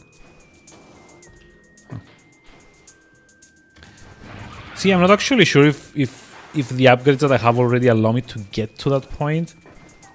But on the other hand, it's kind of a shame not to, give it a try at least. Oh yeah, there's like a grapple point there. Never mind. So yeah, I still need the grapple upgrade before I can get that over there.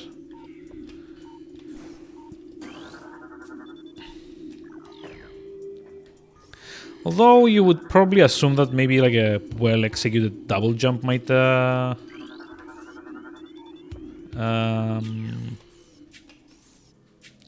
the trick. But it doesn't. Although I am now stuck in a place where I probably shouldn't be. Oops.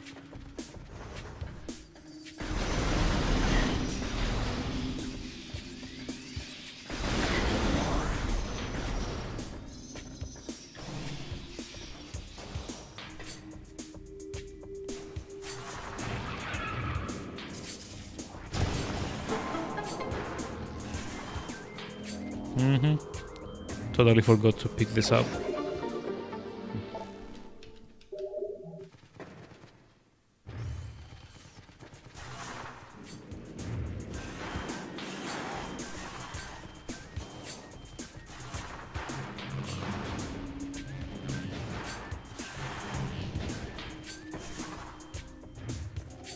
Okay.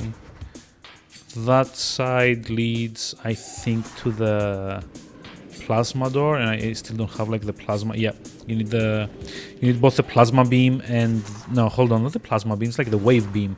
Purple is wave. You need that, and you also need the spider ball upgrade.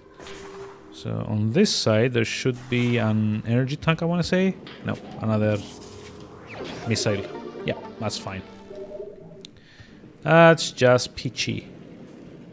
I'm not one to complain for free upgrades. But I do remember there's like a place where I kind of needed the double jump in order to get access to one of the upgrades. I think it was like here in the Chozo ruins.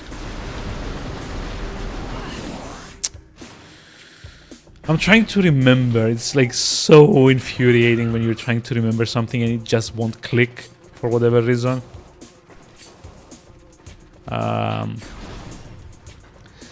In all regards, however, we were actually meant to be headed back to Vendrana Drifts.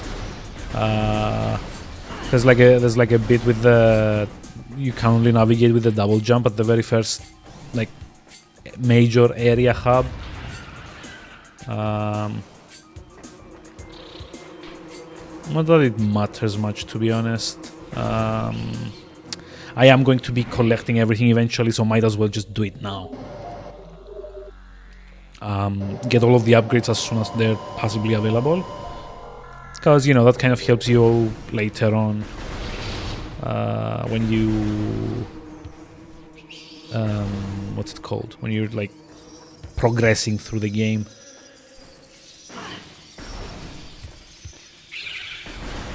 So a few other games that I'm eventually going to be playing. Metroid Prime 2 is one. Obviously, I do own that as well. Like all of the games that I'm about to say, I do already own on the GameCube. I will probably be trying my hand at some Super Mario Sunshine at some point. Though I'm not sure how well that's gonna go generally. I remember not being very good at that game, unfortunately.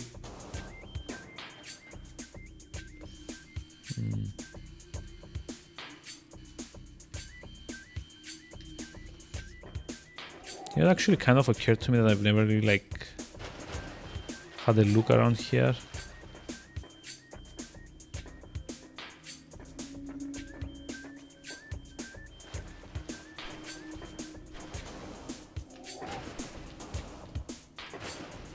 So this goes to... Hold on. This goes to the Magmur Caverns area.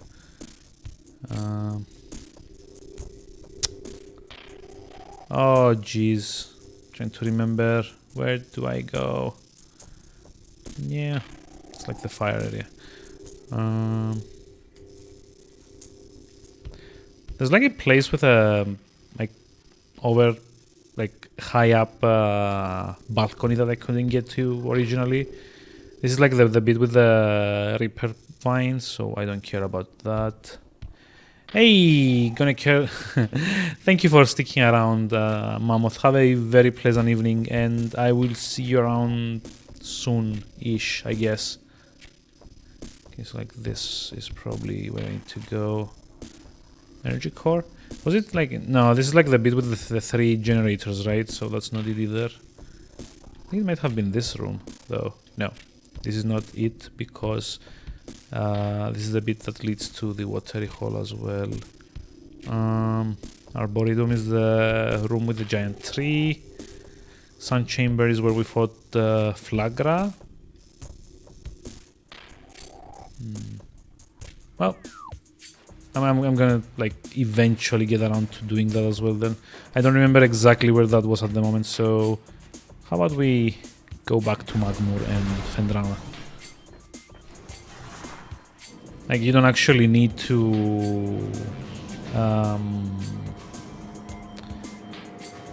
what's it called? You don't actually need to take like a specific path back, and I don't remember needing any like of the double jump stuff in Magmur, at least not yet. Maybe we can head to there anyway. Oh boy.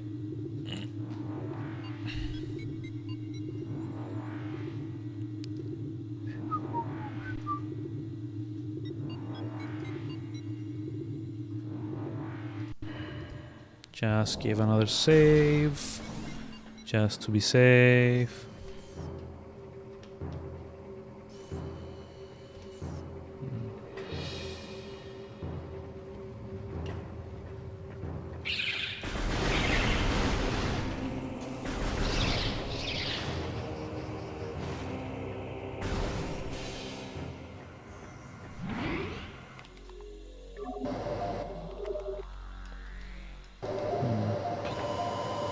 But yeah, it's like probably gonna be a bit of Metroid Prime 2 once I'm done with this one. Then I'm also kind of like considering Super Mario Sunshine at some point. Just because it's been ages since I played that game, and I would love to see how bad or good I am at it still.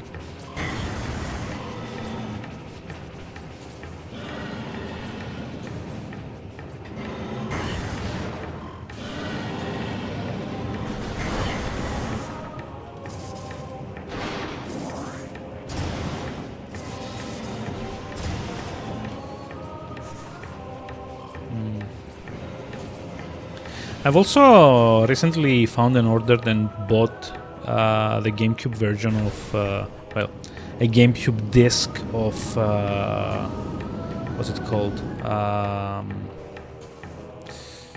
Star Fox Adventures.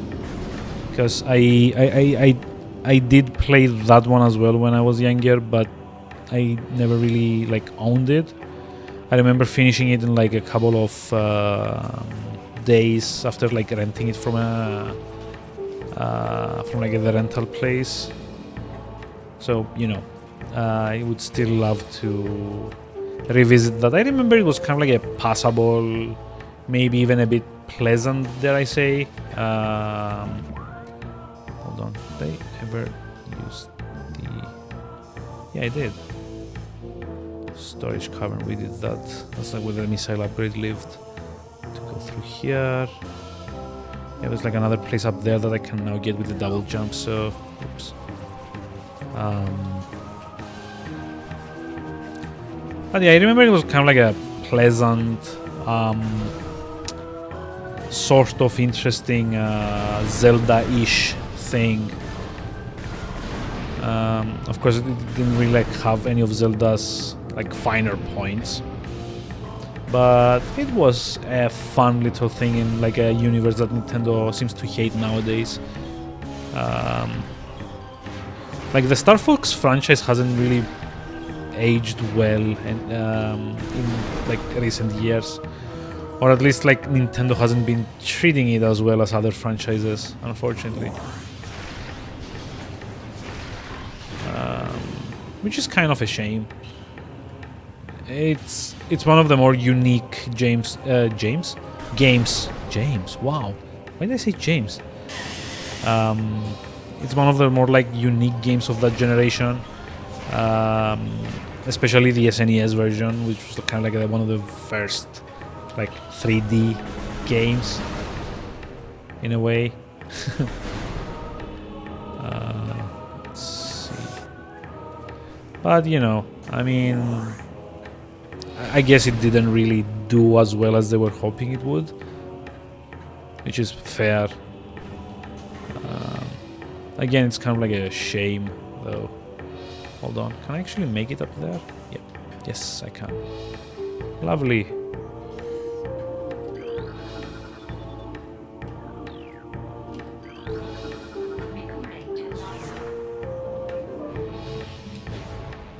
Hey, Push Hamster, welcome. How's it going? How are we doing tonight?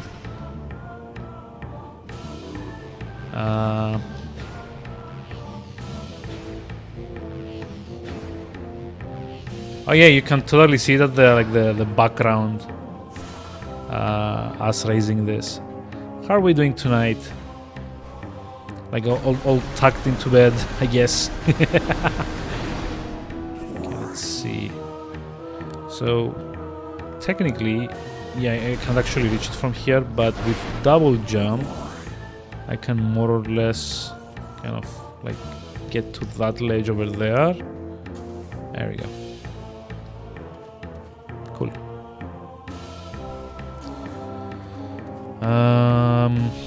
So I don't remember. Do we actually fight the Magmur Caverns boss at this point? It was like one of those like kind of like morph bomb kind of things more than anything else. Oh, never mind. We actually got one of the Chozo artifacts. Huh. I do not remember it being this like expedient to get this. Okay. So like anything else that I can probably scan in here? No. Bendezium. Oh. Well, yeah, shit. For Bendezium, I think we need like one of the other see, Bendezium I think was the super plasma missile thing. So we're gonna have to remember to come back to here once again later. Bedtime story with Uncle Gregor. I mean, that sounds kind of weird actually, but you know, also kind of cute.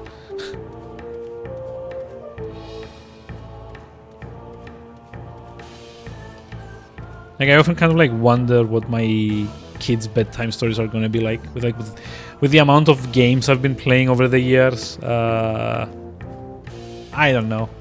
Kind of feels like I maybe would have. Ooh, hello. Is that a turret? Yep.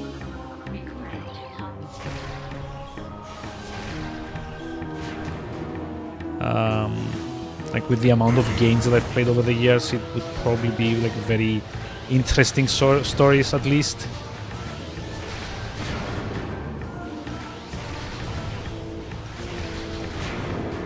Or maybe by that point I will get so very jaded that I'm gonna like be very sarcastic about the whole thing, like, and then the hero killed monsters for 15 hours because he had to be slightly stronger before taking on the big bad.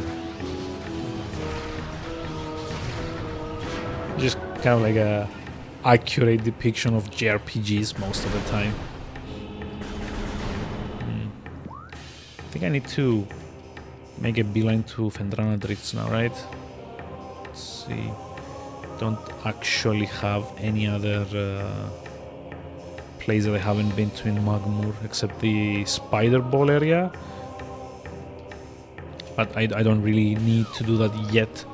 So we're heading in there. No. Hey, Leoktra, welcome. How's it going? How are we doing tonight?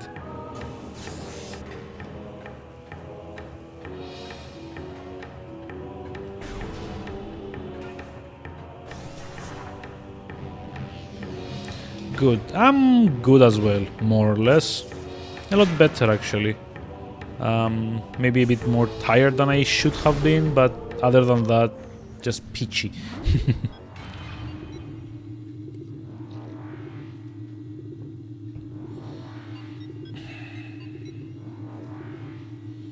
So let's see, Fendrana Drift, the next upgrade is probably what? The gravity suit? No. I think it's probably going to be like the wave beam. Did I miss you? Nah, not really. Nah.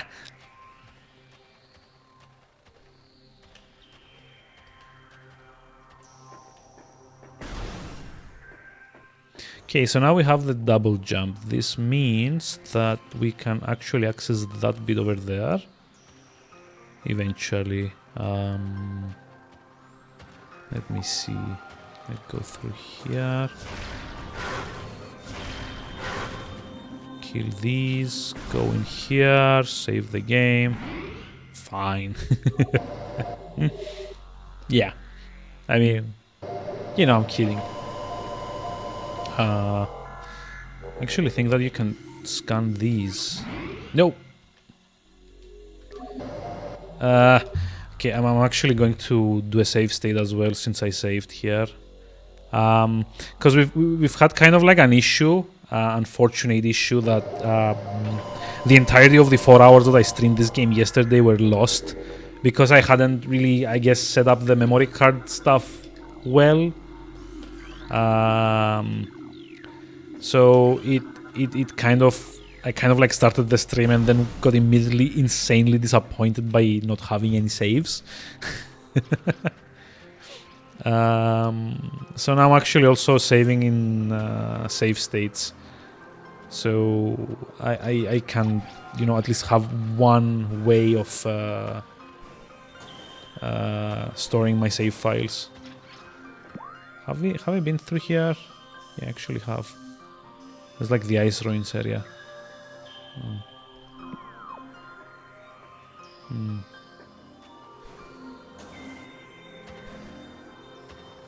So I guess this is where we need to head now. Like, I don't remember. Over there, I guess. Hey, yup. I think you can also break this bend. This is cordite. Cordite. Wait, what did it say? Presence of a power conduit behind the statue. Cordite. So maybe we get the super missiles then now.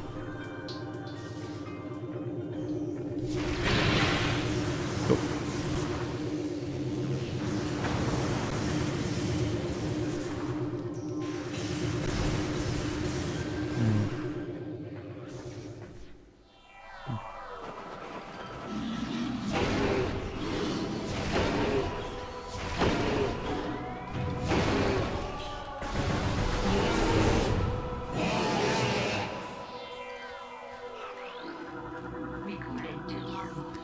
Okay. Kill this guy. Come through.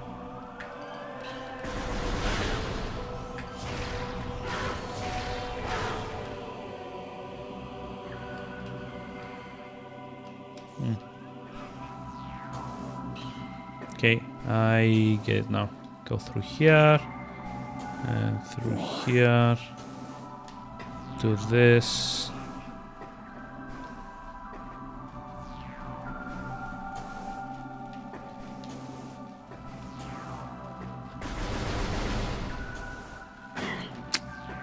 Damn it. Yeah, I should probably have been a bit more careful here. Oof. It's kind of tricky. Tricky.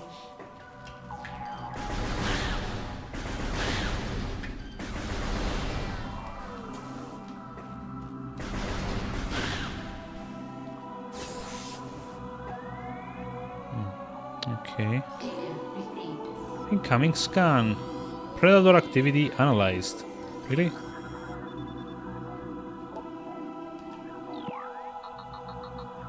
I mean, come on, I'm already headed to there. What the hell?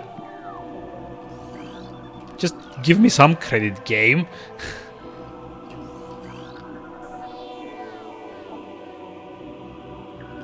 Brimstone.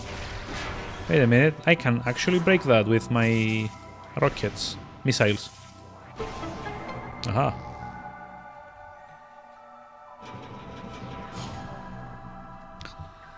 Okay, that's one. I think there's like another one on the other side or something. Let's see, it's like this guy, flawless. Yeah.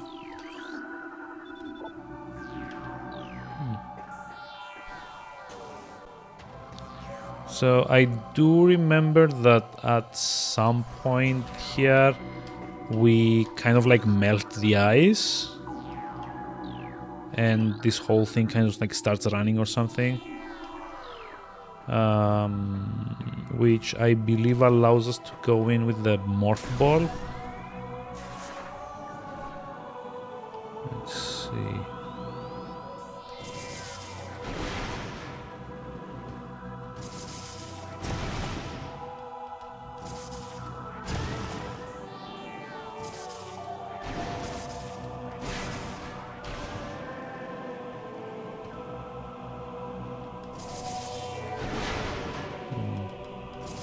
So yeah, this game likes a lot of like these rat traps, I guess. Will they bring food tomorrow? Yes, they will. They will.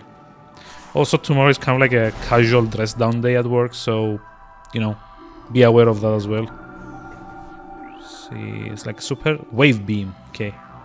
Oh, it's gonna be like a boss fight here for sure. No! Give me back my upgrade! Curse you, jerk. Did I scan these? Yeah, I did.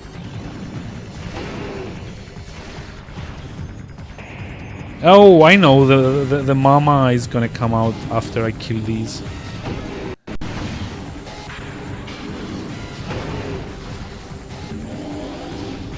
It's everyday casual for me. Yeah, I know, but I'm just saying. Because, like, you probably weren't there when they mentioned it.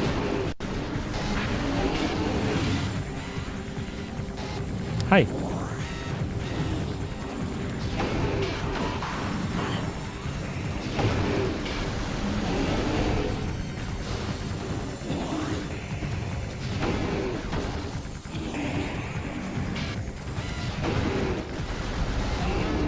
Comes the mama. Yep. You killed my kids, you die. Damn it.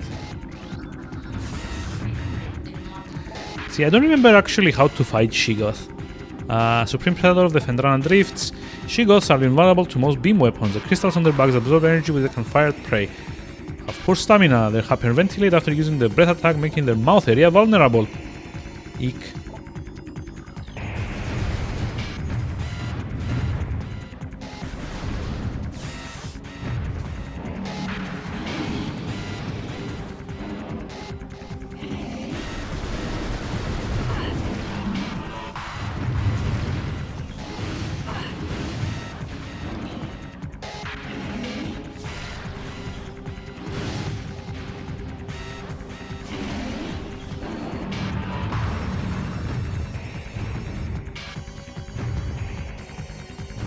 Come on.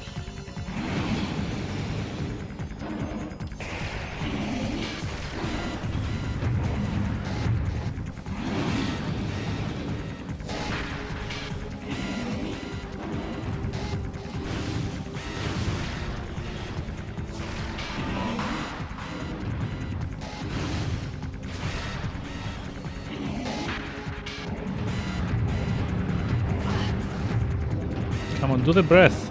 Come on. Do the breath, do the breath, do the breath. Really? Oh.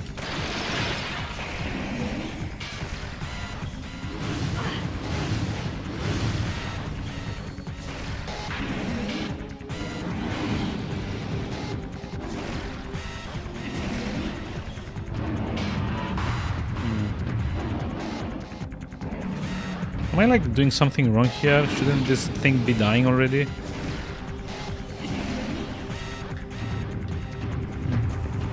Hey, Manaway, welcome. How's it going? How are we doing tonight?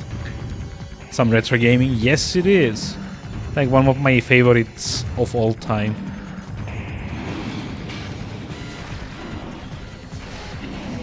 Dude, why are you not dying?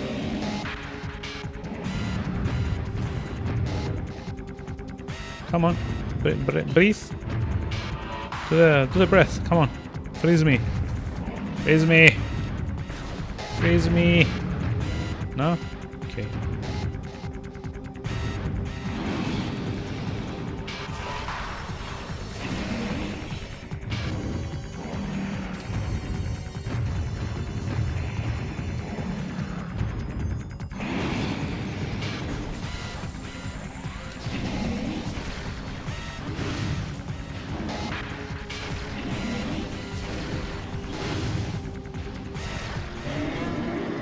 Hey, finally. Took us only like 40 rockets. Got like 38 out of 75. And okay, yeah, I missed with a couple of them, but still, you know. Let's go get my wave beam now. Actually, let's go just get a few like supplies.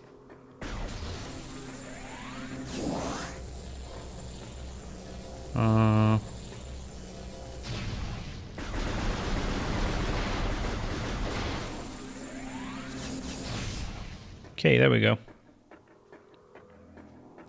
Gimme.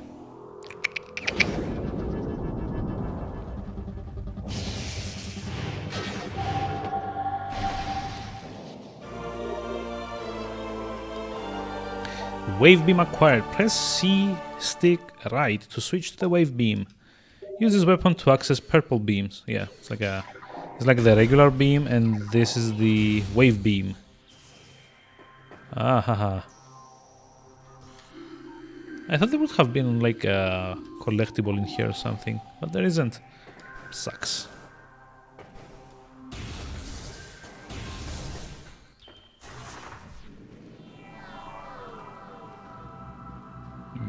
Okay.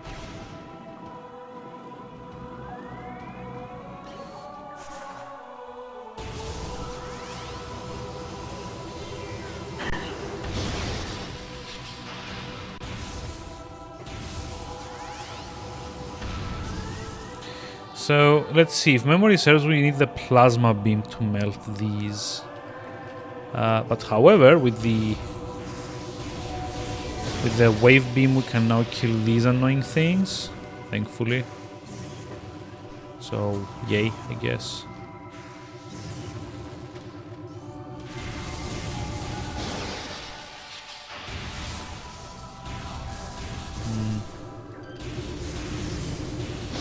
But not the other ones that kind of have like direct... Yeah, these ones are not... Oh, hold on. I totally forgot that you could kill these as well. Huh. Fair enough. Come on.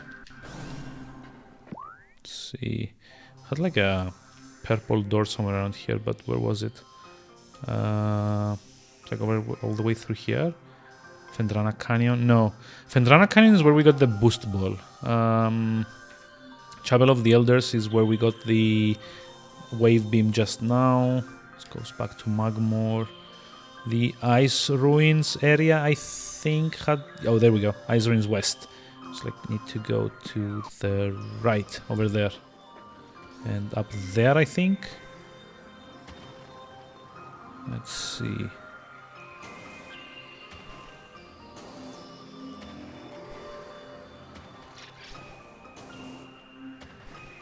Like, I'm almost certain there's like an item that I missed in the other side of the Ice Ruins. But this is like really not the time to try and go get that. So I'm not sure how to get up there, to be honest. Let's see. Can I? Yeah. I can totally do that. Go through here. Hi. I can kill you now. See, isn't this nice? So I think like one of these structures you can kind of blow up at some point. I don't remember which one though.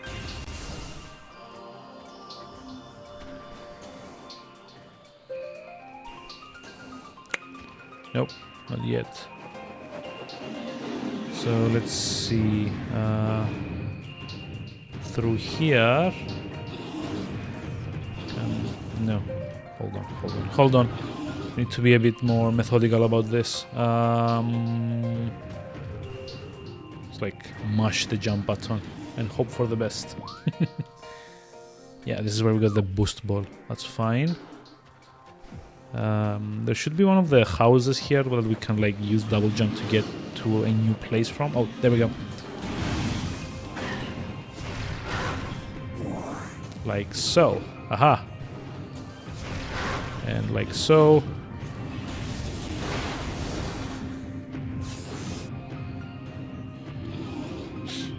And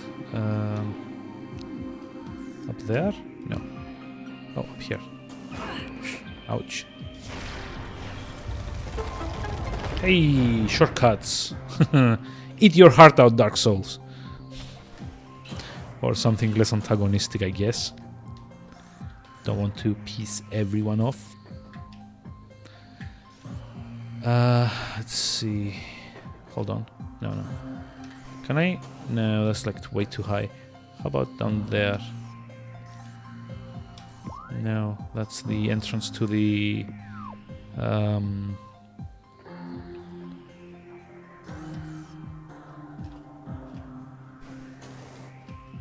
That's the entrance to the... what's it called? The boost ball arena, I guess. Oh, shit. Die!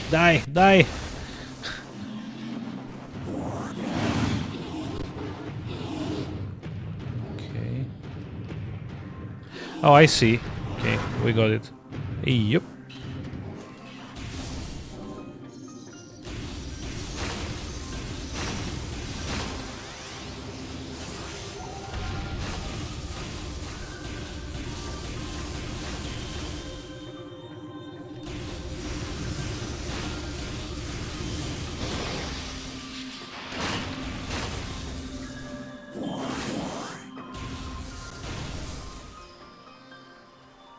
Oh, could this be when we get the spider bomb?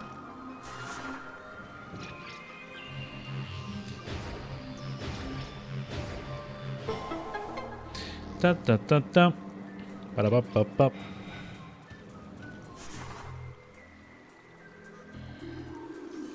I don't like the music in this area though. It's like so ominous for whatever reason.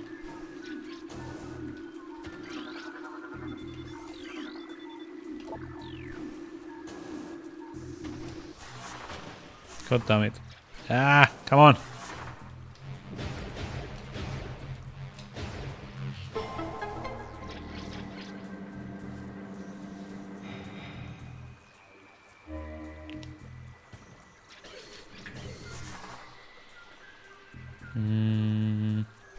This way? This way. Ah. Check me out. Yeah. Check out my amazing first-person platforming skills, which, yeah, I don't really like. It's kind of like the problem that I had with Mirror's Edge to a certain degree. It's that it's so annoying to, you know, do first-person platforming and like do it well. Because to be honest, you never really like have like visual accessibility to where you're going and where exactly you're landing to. Wonder how they would make this if they made it today. I mean, supposedly they are making it, or like the fourth one for the Switch. So who knows? Hold on, it's like turned off. What the hell? This door has no power. Scordite touch. Oh wait, cordite? Is cordite what we... Yep. We use like the bomb to break? Yeah. Was it? Oh. It might have been. Actually, but I can't really like get up there to plant the bomb. Although... Let me see. No. Too low. Okay, I'm just like gonna have to go the other way first. But yeah, they did say that Prime 4 is probably gonna be like more of, you know, this. Oh shit! It's like an actual space pirate, shadow pirate. What?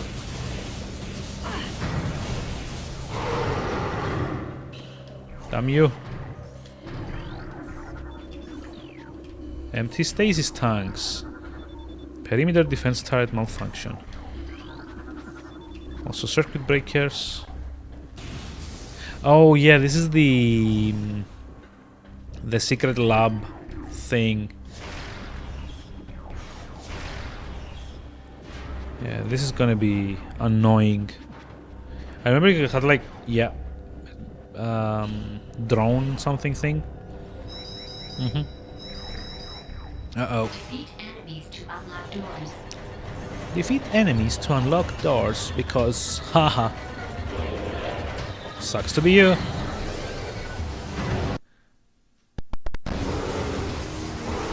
Okay, that was weird.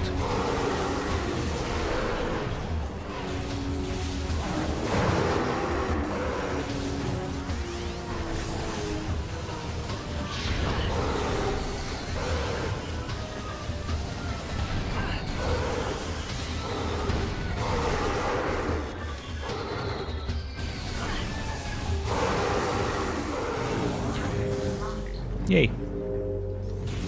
So I think it was like a kind of like a puzzle in this room that you have to rearrange the platforms to get to the highest point. If I am not very much mistaken.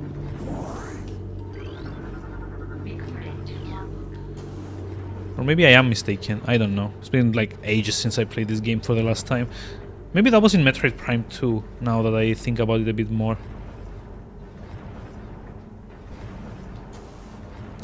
Yeah, just short enough. Well.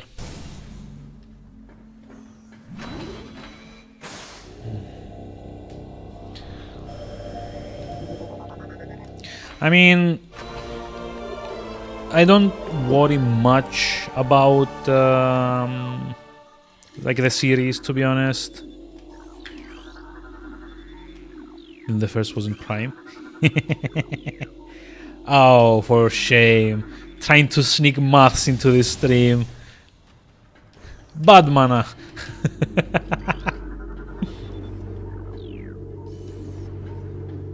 What was that? Space pirate bioimaging? Okay. It's like through here, maybe. But yeah. I guess I'm not really worried much about Prime 4 being good, because like if there's one thing that Nintendo does quite well, is like with at least first party titles, they tend to be a lot more careful. And no, Metroid Other M does not count. Because that one was outsourced to Team Ninja of all people. AKA the boob people from Dead or Alive.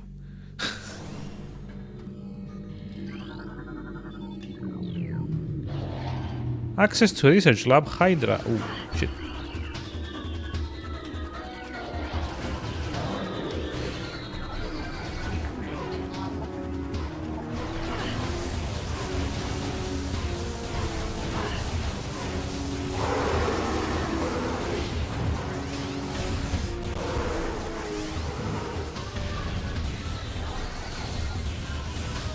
So, needless to say, back when I first played this game, this music freaked me out to no end. It's kind of like a bit too horror-ish for my tastes. especially when you're coming like from all like the chill and mellow tunes of like Fendrana Drift, which is like the area that we're in at the moment. See, there's like another enemy somewhere around here. Can't see them though. What the hell? Where's the other enemy? What the? New pirate data. New pirate data. I'm not actually reading these at the moment. It's like a bunch of like background lore and stuff about how they discovered a kind of like gaseous material called Phazon or Phazon, I guess. I'm not actually sure how it's pronounced. And how they've been using it to bioengineer some kind of like organisms that well, the enemies that we've been fighting in this game are kind of like mutated versions of regular animals from this planet that have been exposed to a bunch of Phazon or Phazon, I guess. Phazon, probably. It's like the correct. Ooh. No, you don't.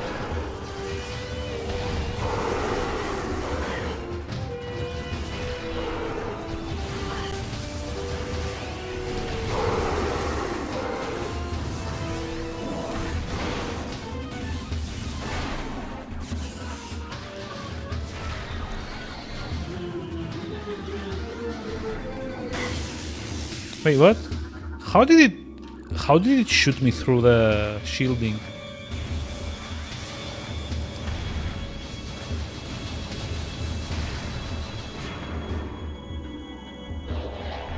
It's like one more.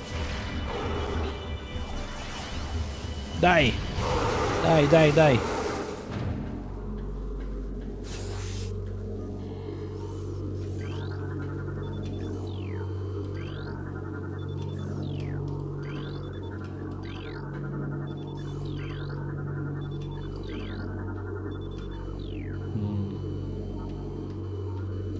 But yeah, like the general gist of it is that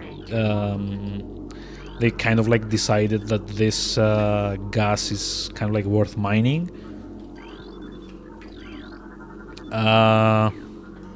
Until like a bit later on in the game, they kind of realized that it's actually harmful. Gee, what a surprise! Like a powerful mutagenic isn't like the best thing to have lying around. Common sense 101.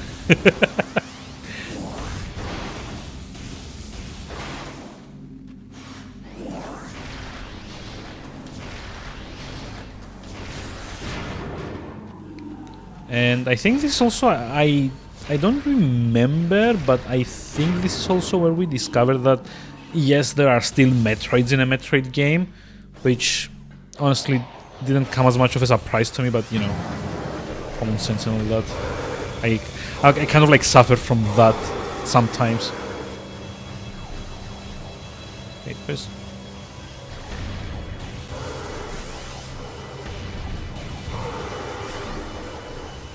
There should have been one more. Where is he?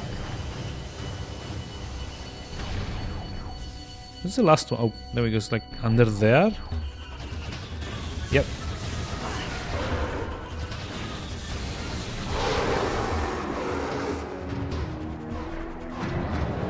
Okay, so yeah, now there's like reinforcements probably. Yeah, there we go. Reinforcements! Ah! What are the Metroids? They're kind of like... the game doesn't really... Like, the games don't really, like, ever quite explain what the Metroids are. They're supposed to be, like, a kind of parasitic organism that... like, the main characteristic is that it's kind of like an amoeba with tiny fangs at the bottom. And the thing is that those... Like, those... the Metroids are... Well, basically they're kind of like the aliens from the Alien movies. In a way, because they also have like a weird life cycle, and like each stage kind of like does its own thing. What else? the general feature is that they have the ability to absorb energy from like the hosts that they attach themselves to, and yeah, they are more or less the aliens from from the Alien franchise, because they get treated the same way. Like these guys that we were fighting now, they're the space pirates, and their goal is to kind of like capture and study the Metroids.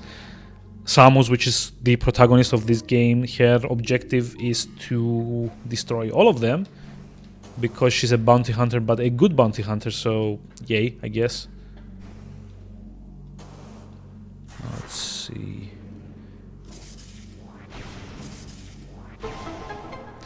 And yeah, that's more or less it. Like, you fight space pirates and you want to stop them from using the Metroids in their experiments, more or less. There's like a bit more complicated stuff other than that, but that's more or less the general idea.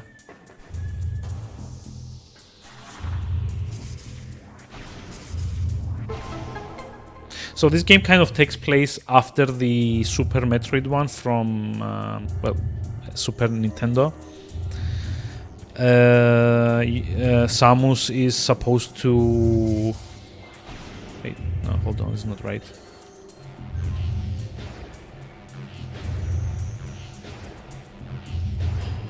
Samus is supposed to be like hunting the remnants of the space pirates after the end of Super Metroid, and she gets herself to this planet where there's like stuff happening. That she and her armor get compressed into a ball. Well, not actually her shoulder guards, but yeah, she does get like converted into energy and fits into that ball. Yeah. That's like generally a thing of this series. Also, hey, I want to say we get the super missiles now, but I'm actually not quite sure. Planet Talon 4. This is where we are at the moment. This one is Zebes. This is the planet where the Super Metroid game takes place on. It's like any other ones that we didn't scan. Oh, that one.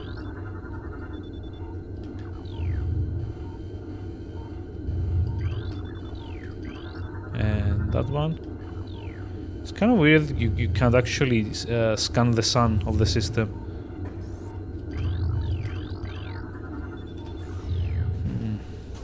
Let's see. Now we need to go all the way up there. That's gonna be fun. It's like any other platforms around here. No? Excuse me. Platforms. Can I actually make it? No, I don't think I can, but I can probably try. Am I missing something here? Oh, never mind. That's like the bomb thingy that we activated. Oh, shit. I could have totally made that jump. Can you give me another try?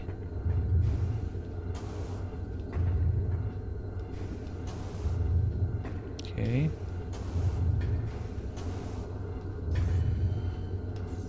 It's like over there, right? I think I can totally make it. Yep, there we go. Let's see. Now it's up to here. Up to here, but we're not gonna go in there just yet. Gonna go get this. Aha! Super missile, probably, or like what? Plasma, maybe? So this is the combo I was talking about. Like, you actually charge this, and then you infuse it with some missiles and do this. Ah, boom. So there are certain compounds that only this kind of missile can open. I think Bendisium or whatever it's called is one of those. So when we exit the Space Pirate laboratory, I will be able to break one of those things, like at the start of Fendrana, to be able to use the conduit behind it.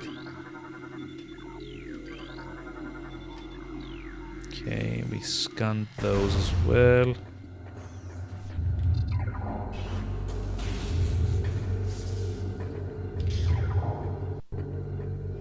Knock knock. Oh shit.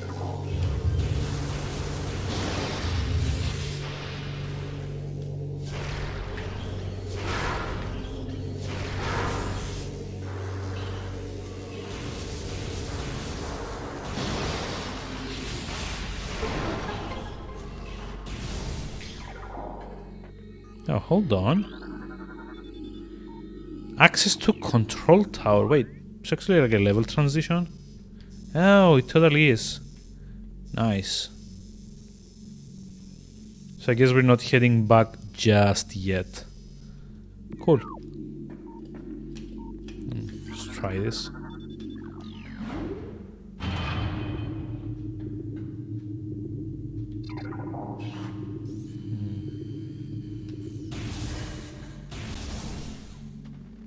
Oh, I remember this. It's gonna be like those flying idiots here. Well, not yet, but you know.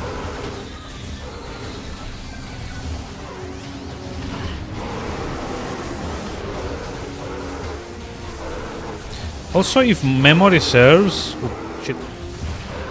Don't flank me, thank you. Yeah, see, I did remember that you do get the flying dudes as well. I scanned this already? I did. Nope, I didn't.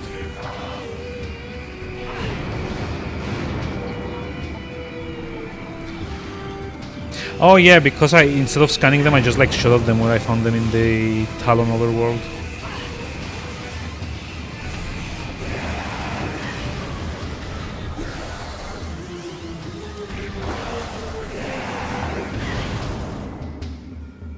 And like the worst thing is that they actually try to dive bomb you for whatever reason. Well, aside from like being idiots. Let's see. Ice can be melted with extreme heat.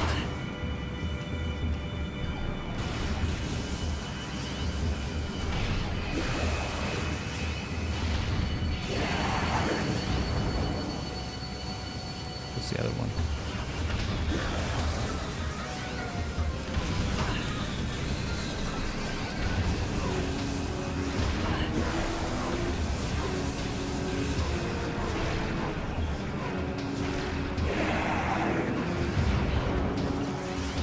It's like one more.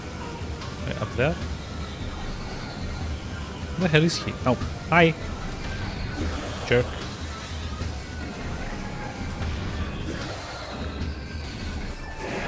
Bye. So I need the plasma beam for this. But see, this is what I was about to say. I do remember that you get one of the artifacts here. I think it's like in that tower over there or something, or like if you go around in that tower, and you have to go like from the outside of it. Yeah, melt ice with heat. But that's just like the in-game indication that you actually need the what's it called, the plasma beam weapon in order to melt that kind of ice. Like it's like a Metroid game. Like, have you ever heard of the term Metroidvania? This is one of the series that kind of began that thing, in which you get like a big interconnected world, and you kind of need to gain upgrades in order to explore more and more of it, if that makes any sense. So that's kind of like partially started from this series. So yeah. Oh, did I just fall down? I did. Aw, sucks. Try and like do it from here. So you're not, yeah, you're not actually allowed to leave through there. You can, yeah, I kind of need the plasma beam in order to access that tower over there and get the artifact if memory serves. Hey, Nognir, welcome. How's it going? How are we doing tonight? How's it hanging, so to speak? Let's see, it's like nothing like that around here. So yeah, more or less just like move on, I guess. Hold on. It's like this way. Yeah, this way.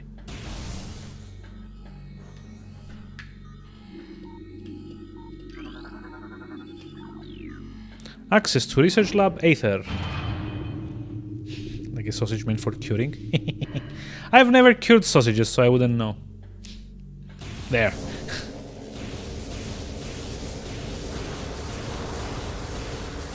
What the hell? Why isn't it dying? Seriously? Food healing. Oh, yeah. Well, tomorrow is gonna be like that like whole stinky Thursday kind of thing, so yeah. So, Mana, this is a Metroid. There we go. This thing. This thing is what a Metroid looks like. It's kind of like an amoeba and a brain and some teeth all at once. This is, I think, the first form of the Metroid. Eventually, if left alone and feeding like it should, it kind of grows to something a lot bigger and a lot more dangerous. Whoa, shit.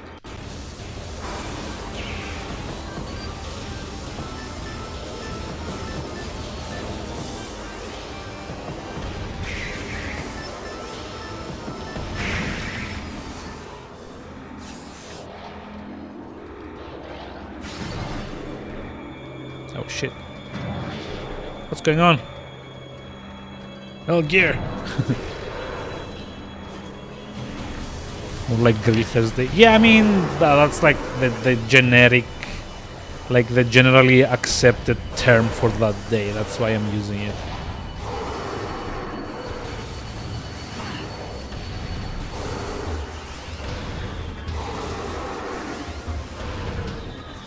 Okay, let me just like snipe a few things here and there. New pirates lore entry. Hey, I haven't scanned the missile pickups. That's kind of weird. Hey, 50% of all logbook scans complete. Image gallery 1 unlocked. Yay.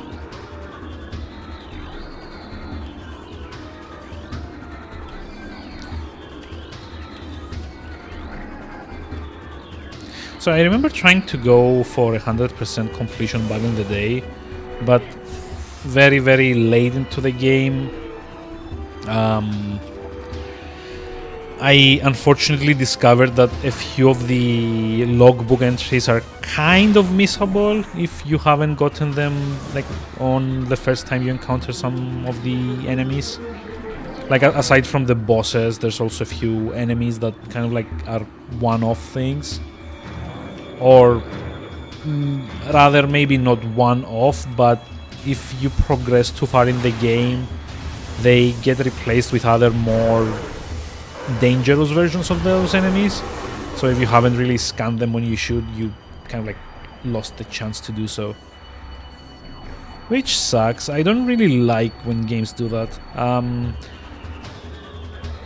love to just like play the game at my pace, not having to stress about not having collected everything, and then just like go back once I'm done with the story and like picking up all the pieces that I've probably left behind. Die.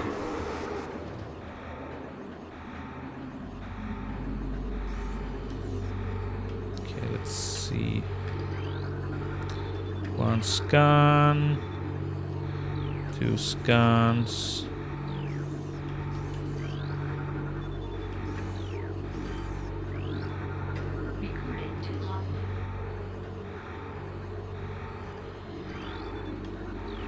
It's like the elevator thing. Scan, scan, scan.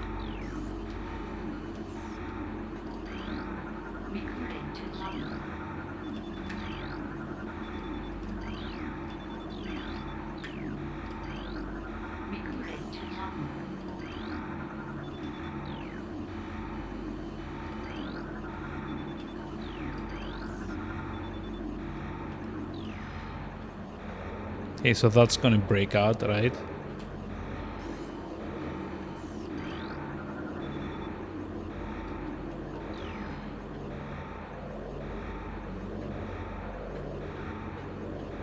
I'm like almost certain that it's eventually going to break out. Also, how the hell do I access this? Oh, okay, that was easy. I thought it was like something a lot more complicated to getting that energy tank. I was like, nope, just break the glass, get the thing, bye-bye. Okay, Nope. Oh, shit. Like, break out? What the hell? Oh!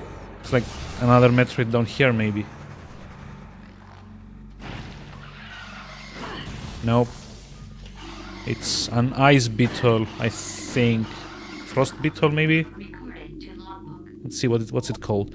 Ice beetle. Yeah. These guys can burrow. Because, yeah. Swarming, charging enemies weren't annoying enough as it were. Now you kind of have to like play whack-a-mole with them as well.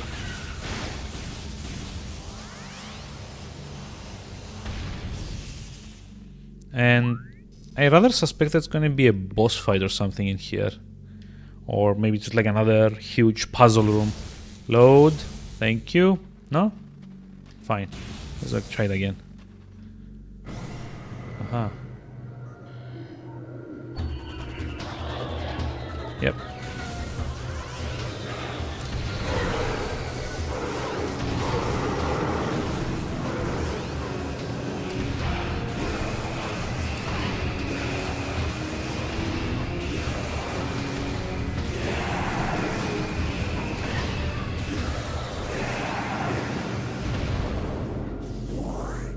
Okay, that's surprisingly painless.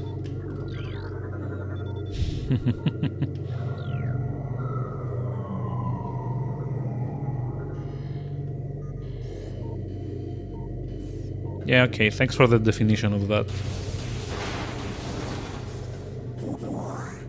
So yeah, that's my day tomorrow, by the way. What Nognir posted there is kind of like my food for tomorrow. It's kind of like a general, thing around here. So hold on, I actually do need to activate these, right?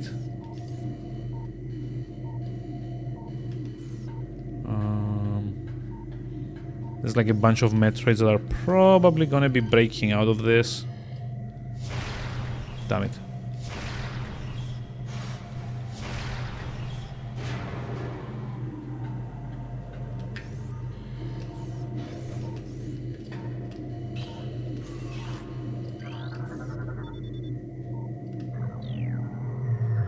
Uh-oh.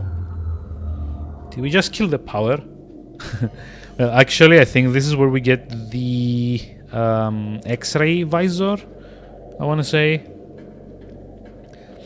So it's like the second class of upgrades that you get in this game are the visors. We already have access to the combat one, which is our regular view, and we also have the scan one that basically doesn't allow you to fight, but you can actually scan stuff to get more info about them, or like analysis on them generally. Oh wait, I still have to deactivate something more? Okay. Sure. There we go. This section seems Half-Life-y. Well, this, considering like this game kind of like came out a few years before Half-Life 2, and probably like Half-Life 1 also was kind of like cribbing a lot from earlier sci-fi stuff.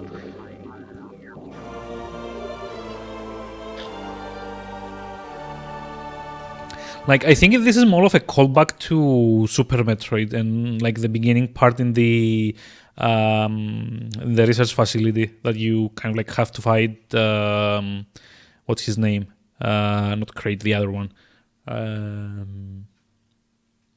Shit. Oh, Ridley. Use thermal visor to search for cold and hot objects and hidden wave beam targets. Yep.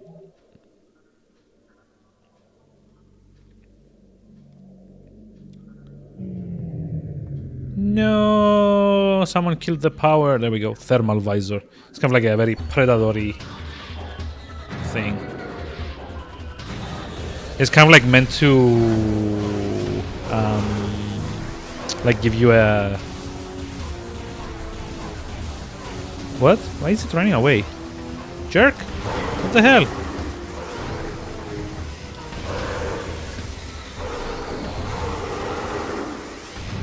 Okay, you did.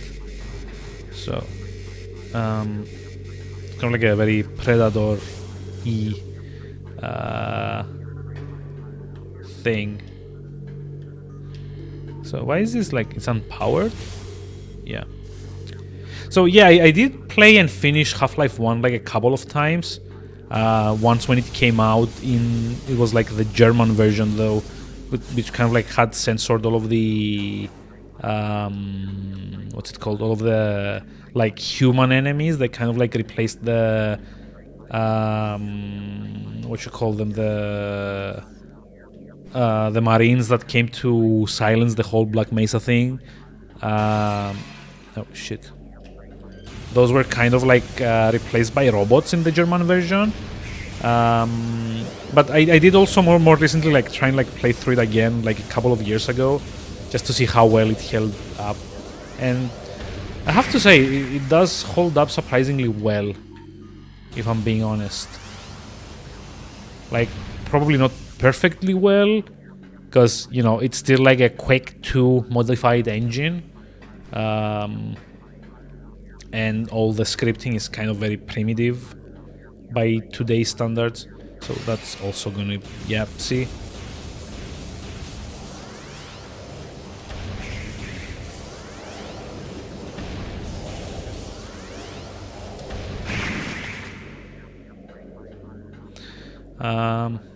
I might consider like streaming it at one point, like get the entire series streamed.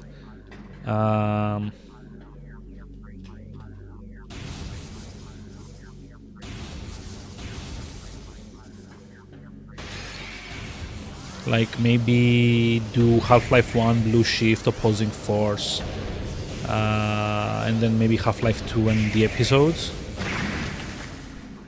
Now I don't actually have a VR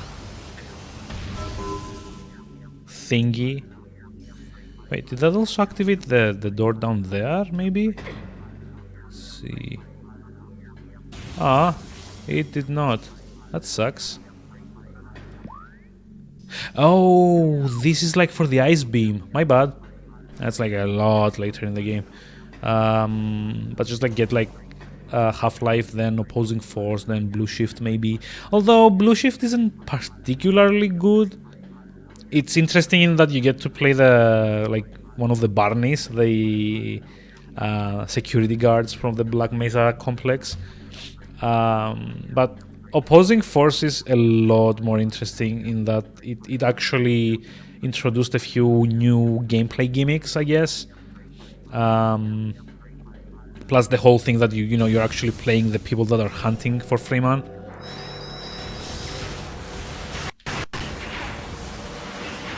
Wait a minute, the hell?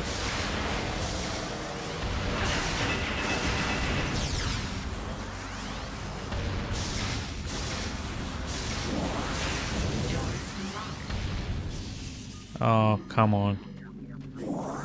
So I have to do this entire section with like the shitty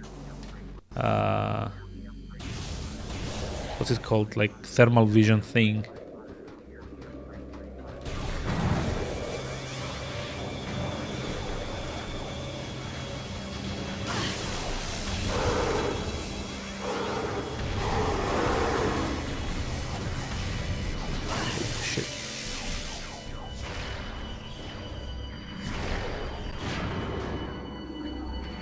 That one up.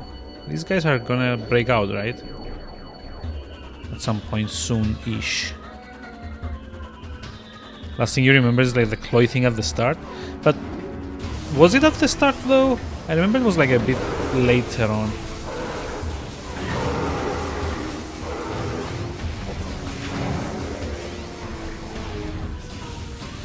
Although to be fair, there's like two encounters with the claw.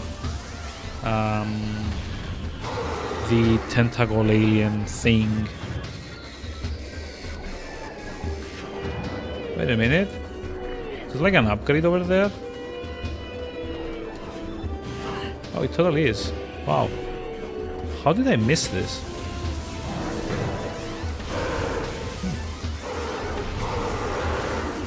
Like there's a bit with the claw where you have to like go into the silo and kind of like kill it off.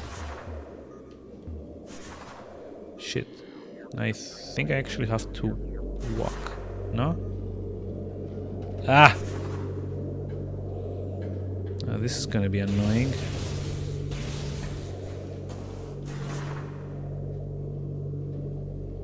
Gonna have to do it very, very carefully.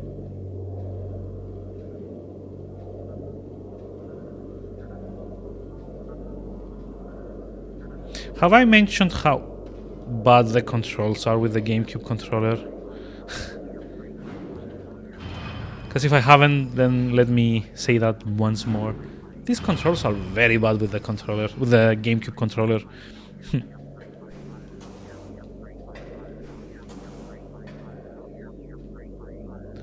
Although...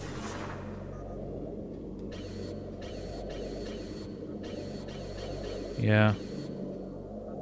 You can't actually unfold once you're doing this sequence.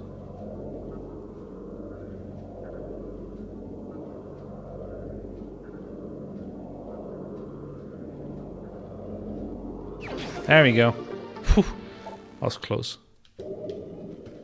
I wonder if I could have done this like when I first came to the room before the lights went out.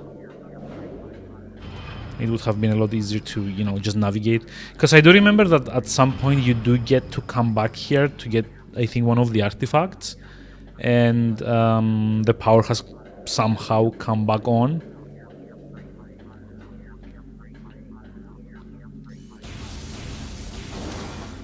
Miraculously or something. Let's see. It's like actually getting me very dizzy, this whole like purplish tint.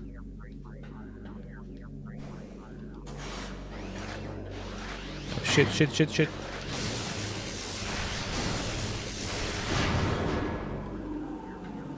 It's like another one. Nah.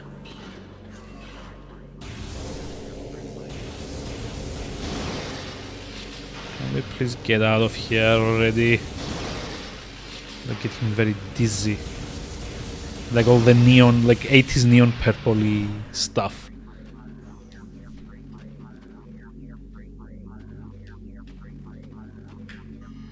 Oh, never mind. Like the light has come back on, but not in there.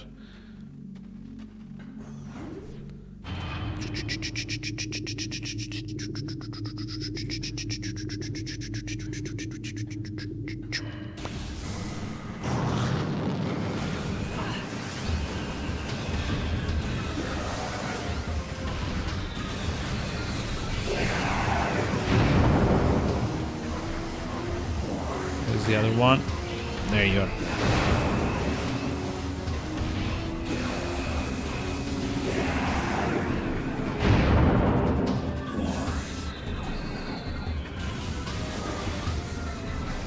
I can definitely see myself streaming the Half-Life series though. I am planning at some point eventually to, you know, do all of the like old favorites of mine. Because I've already done System Shock 2, I've done like Deus Ex, and hey, recently Invisible War as well. That's kind of nice. Wait a minute, this is to... not going back to the same place, are we? I'm like considering like maybe doing Baldur's Gate and Planescape at certain points. Please tell me I didn't come back to the observatory. Oh, never mind. It's like the correct place to be here. Fine. So it's like Baldur's Gate 2.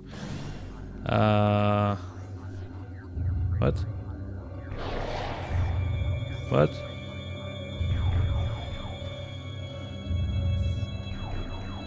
Oh boy. Just like go save first of all. Come on, open up. Knock knock. Thank you. Planescape Torment, that would be another one. I'd also love to play like the Monkey Island series on stream, although that's probably going to be a bit boring to watch me stream that. Because, you know, adventure games kind of like, after you like spend your first playthrough, it's no longer very interesting to watch someone play them. So yeah, I'm kind of like still on the fence about that one specifically.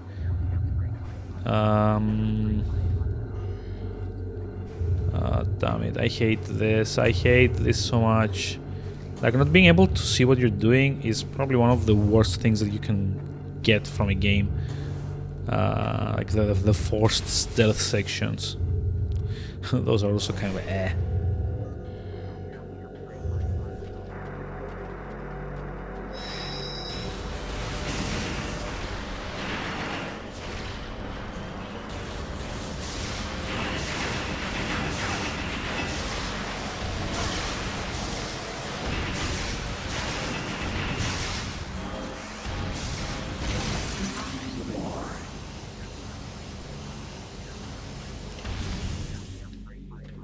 Down we go. I said down we go. No? Fine. Please? Thank you. Yeah.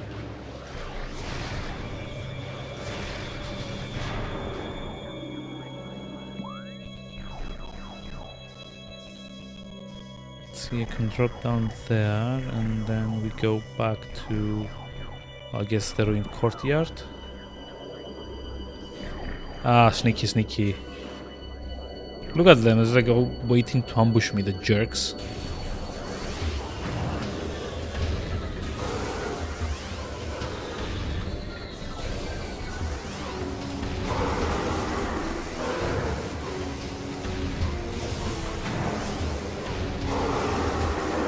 Also kind of wonder if the Metroid's gonna break out at some point, like one of them at least.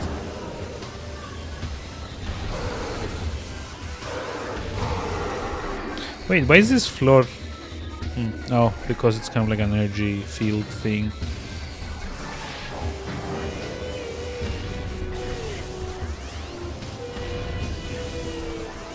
Fine. I'll come down and play with all of you.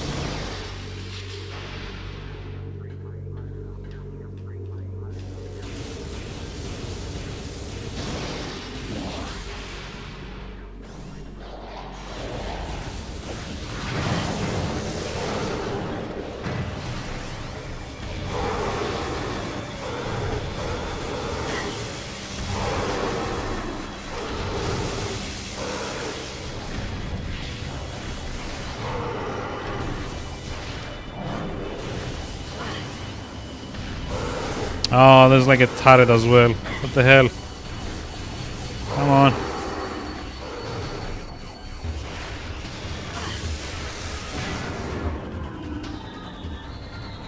Oh. Well, okay, that's a lot better actually. Let's see what I'm doing. Ah. Oh, these guys are invisible. There's like those stupid shadow thingies. So yeah, as it turns out, I can't actually see anything here. Map station. This goes back to Research Lab Hydra. So it's like through here. Entrance? Yeah, through there. Can I just like get back to the puzzles and not combat, please?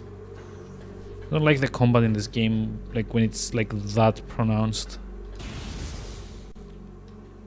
And like I don't understand, it's like a first-person shooter game, but you know, still.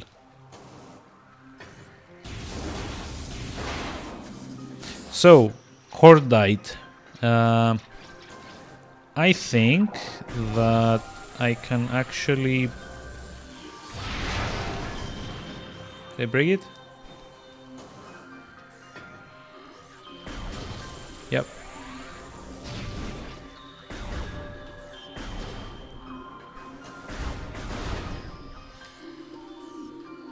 Oh. Wait a minute.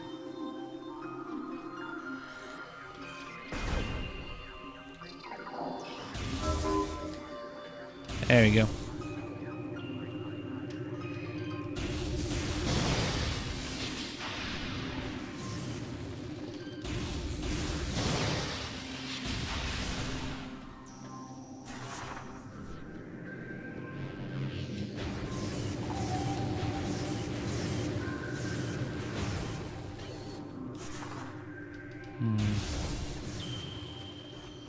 I want to say there's another boss in this area. Yep, there is. Cool. So cool. So much fun. Fun. Oh, this is where we get the spider ball thing. Cool. Great. Amazing.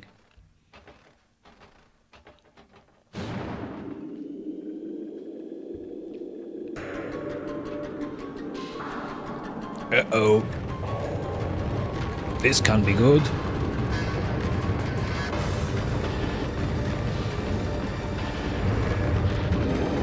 Surprise! A big pile of rocks.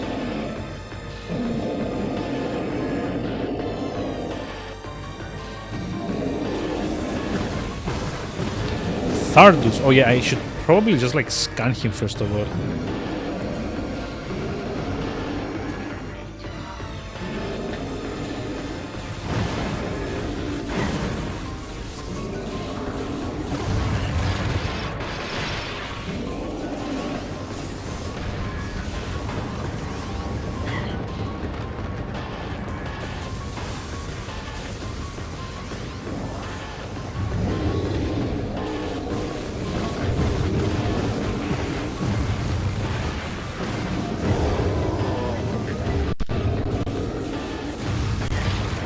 God damn it, yeah, forget about this attack of his.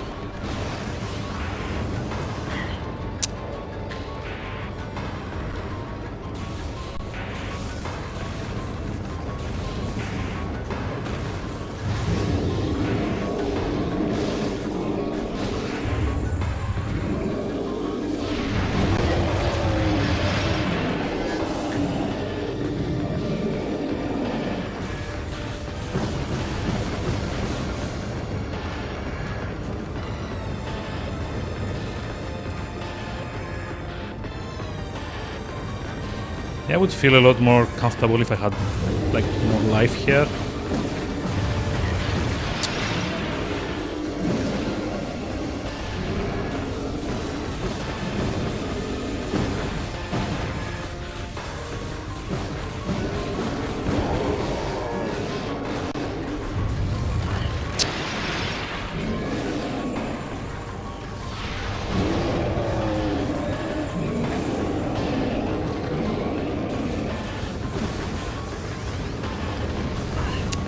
Shit.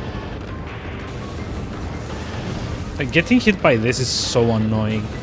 Because like you can actually log onto him. And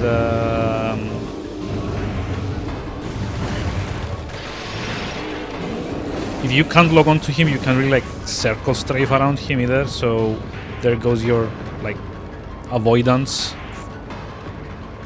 I don't know, maybe if I go into wall and try and charge.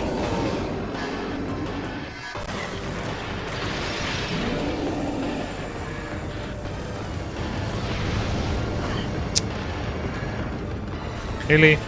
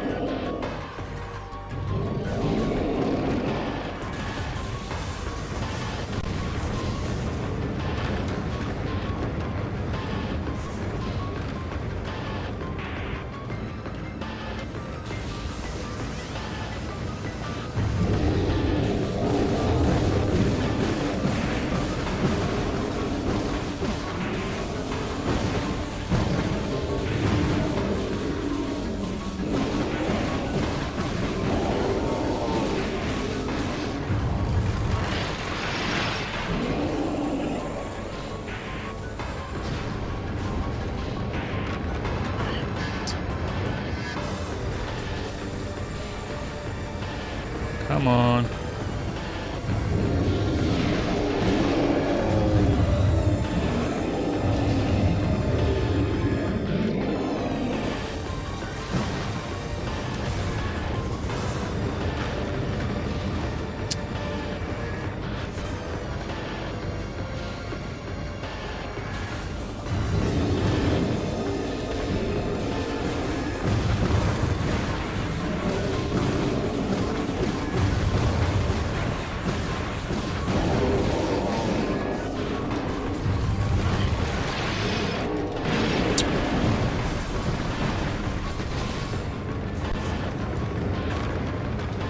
It's like so freaking annoying, like the amount of time it gives you to get out of the way.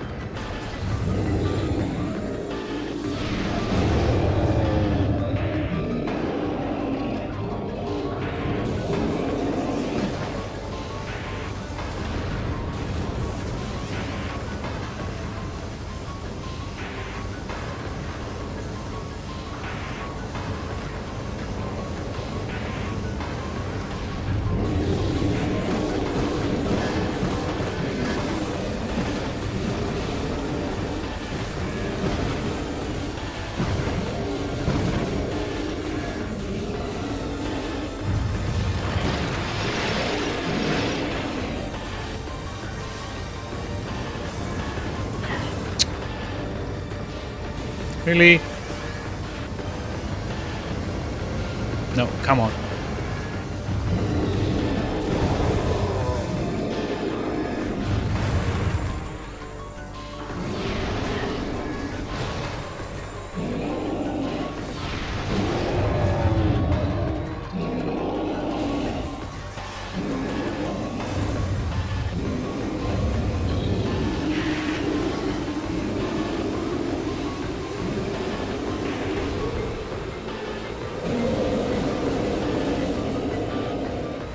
You know, actually, I just want to like play it a bit safe here, and let's see, do a little chitty here. Let's make save state, save to slot 6. Lovely. Cause yeah, I don't really feel like replaying this bit.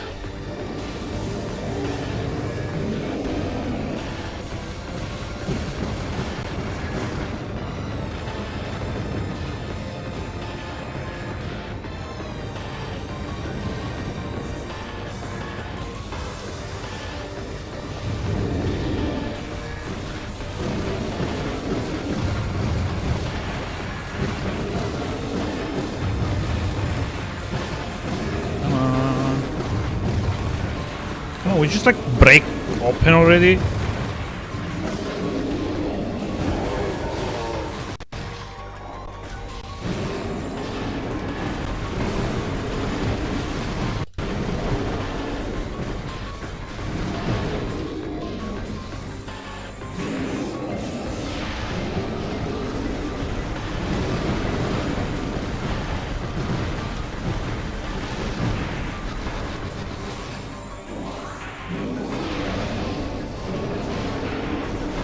Just die already?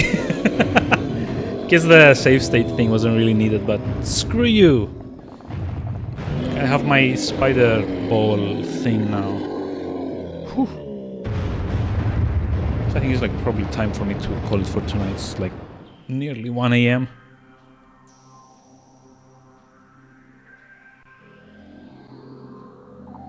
Hey, spider.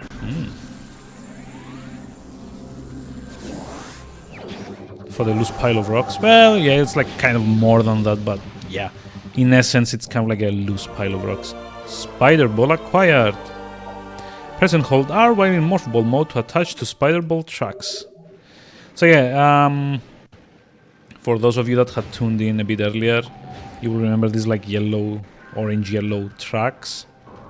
They're kind of magnetic, so I can actually stick onto them and get to new places. However, before I do that, I need to do this. There we go.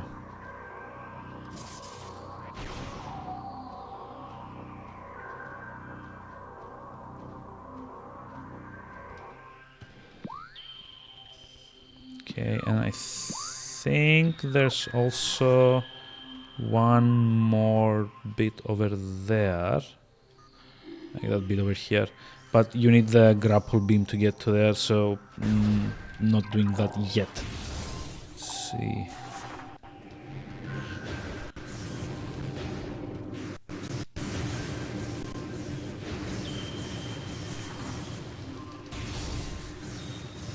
Oh, hello. Where does this go? Magmur Caverns. Huh. Oh. You know, I know what I know where this leads, actually. Magmur Caverns. Yeah, it's like a frost beam, right? Yeah. Can't get to there yet. This is the part of Magmur where I couldn't like access because I didn't have the spider ball. So yeah, I guess we can more or less check that side out now. It might be a good idea to go look for a save though. Probably gonna call it for tonight. Stupid time, always time for bed. Let's see. I think this is a save. Yeah, this is a save room. Lovely. Yay. Your energy was fully replenished.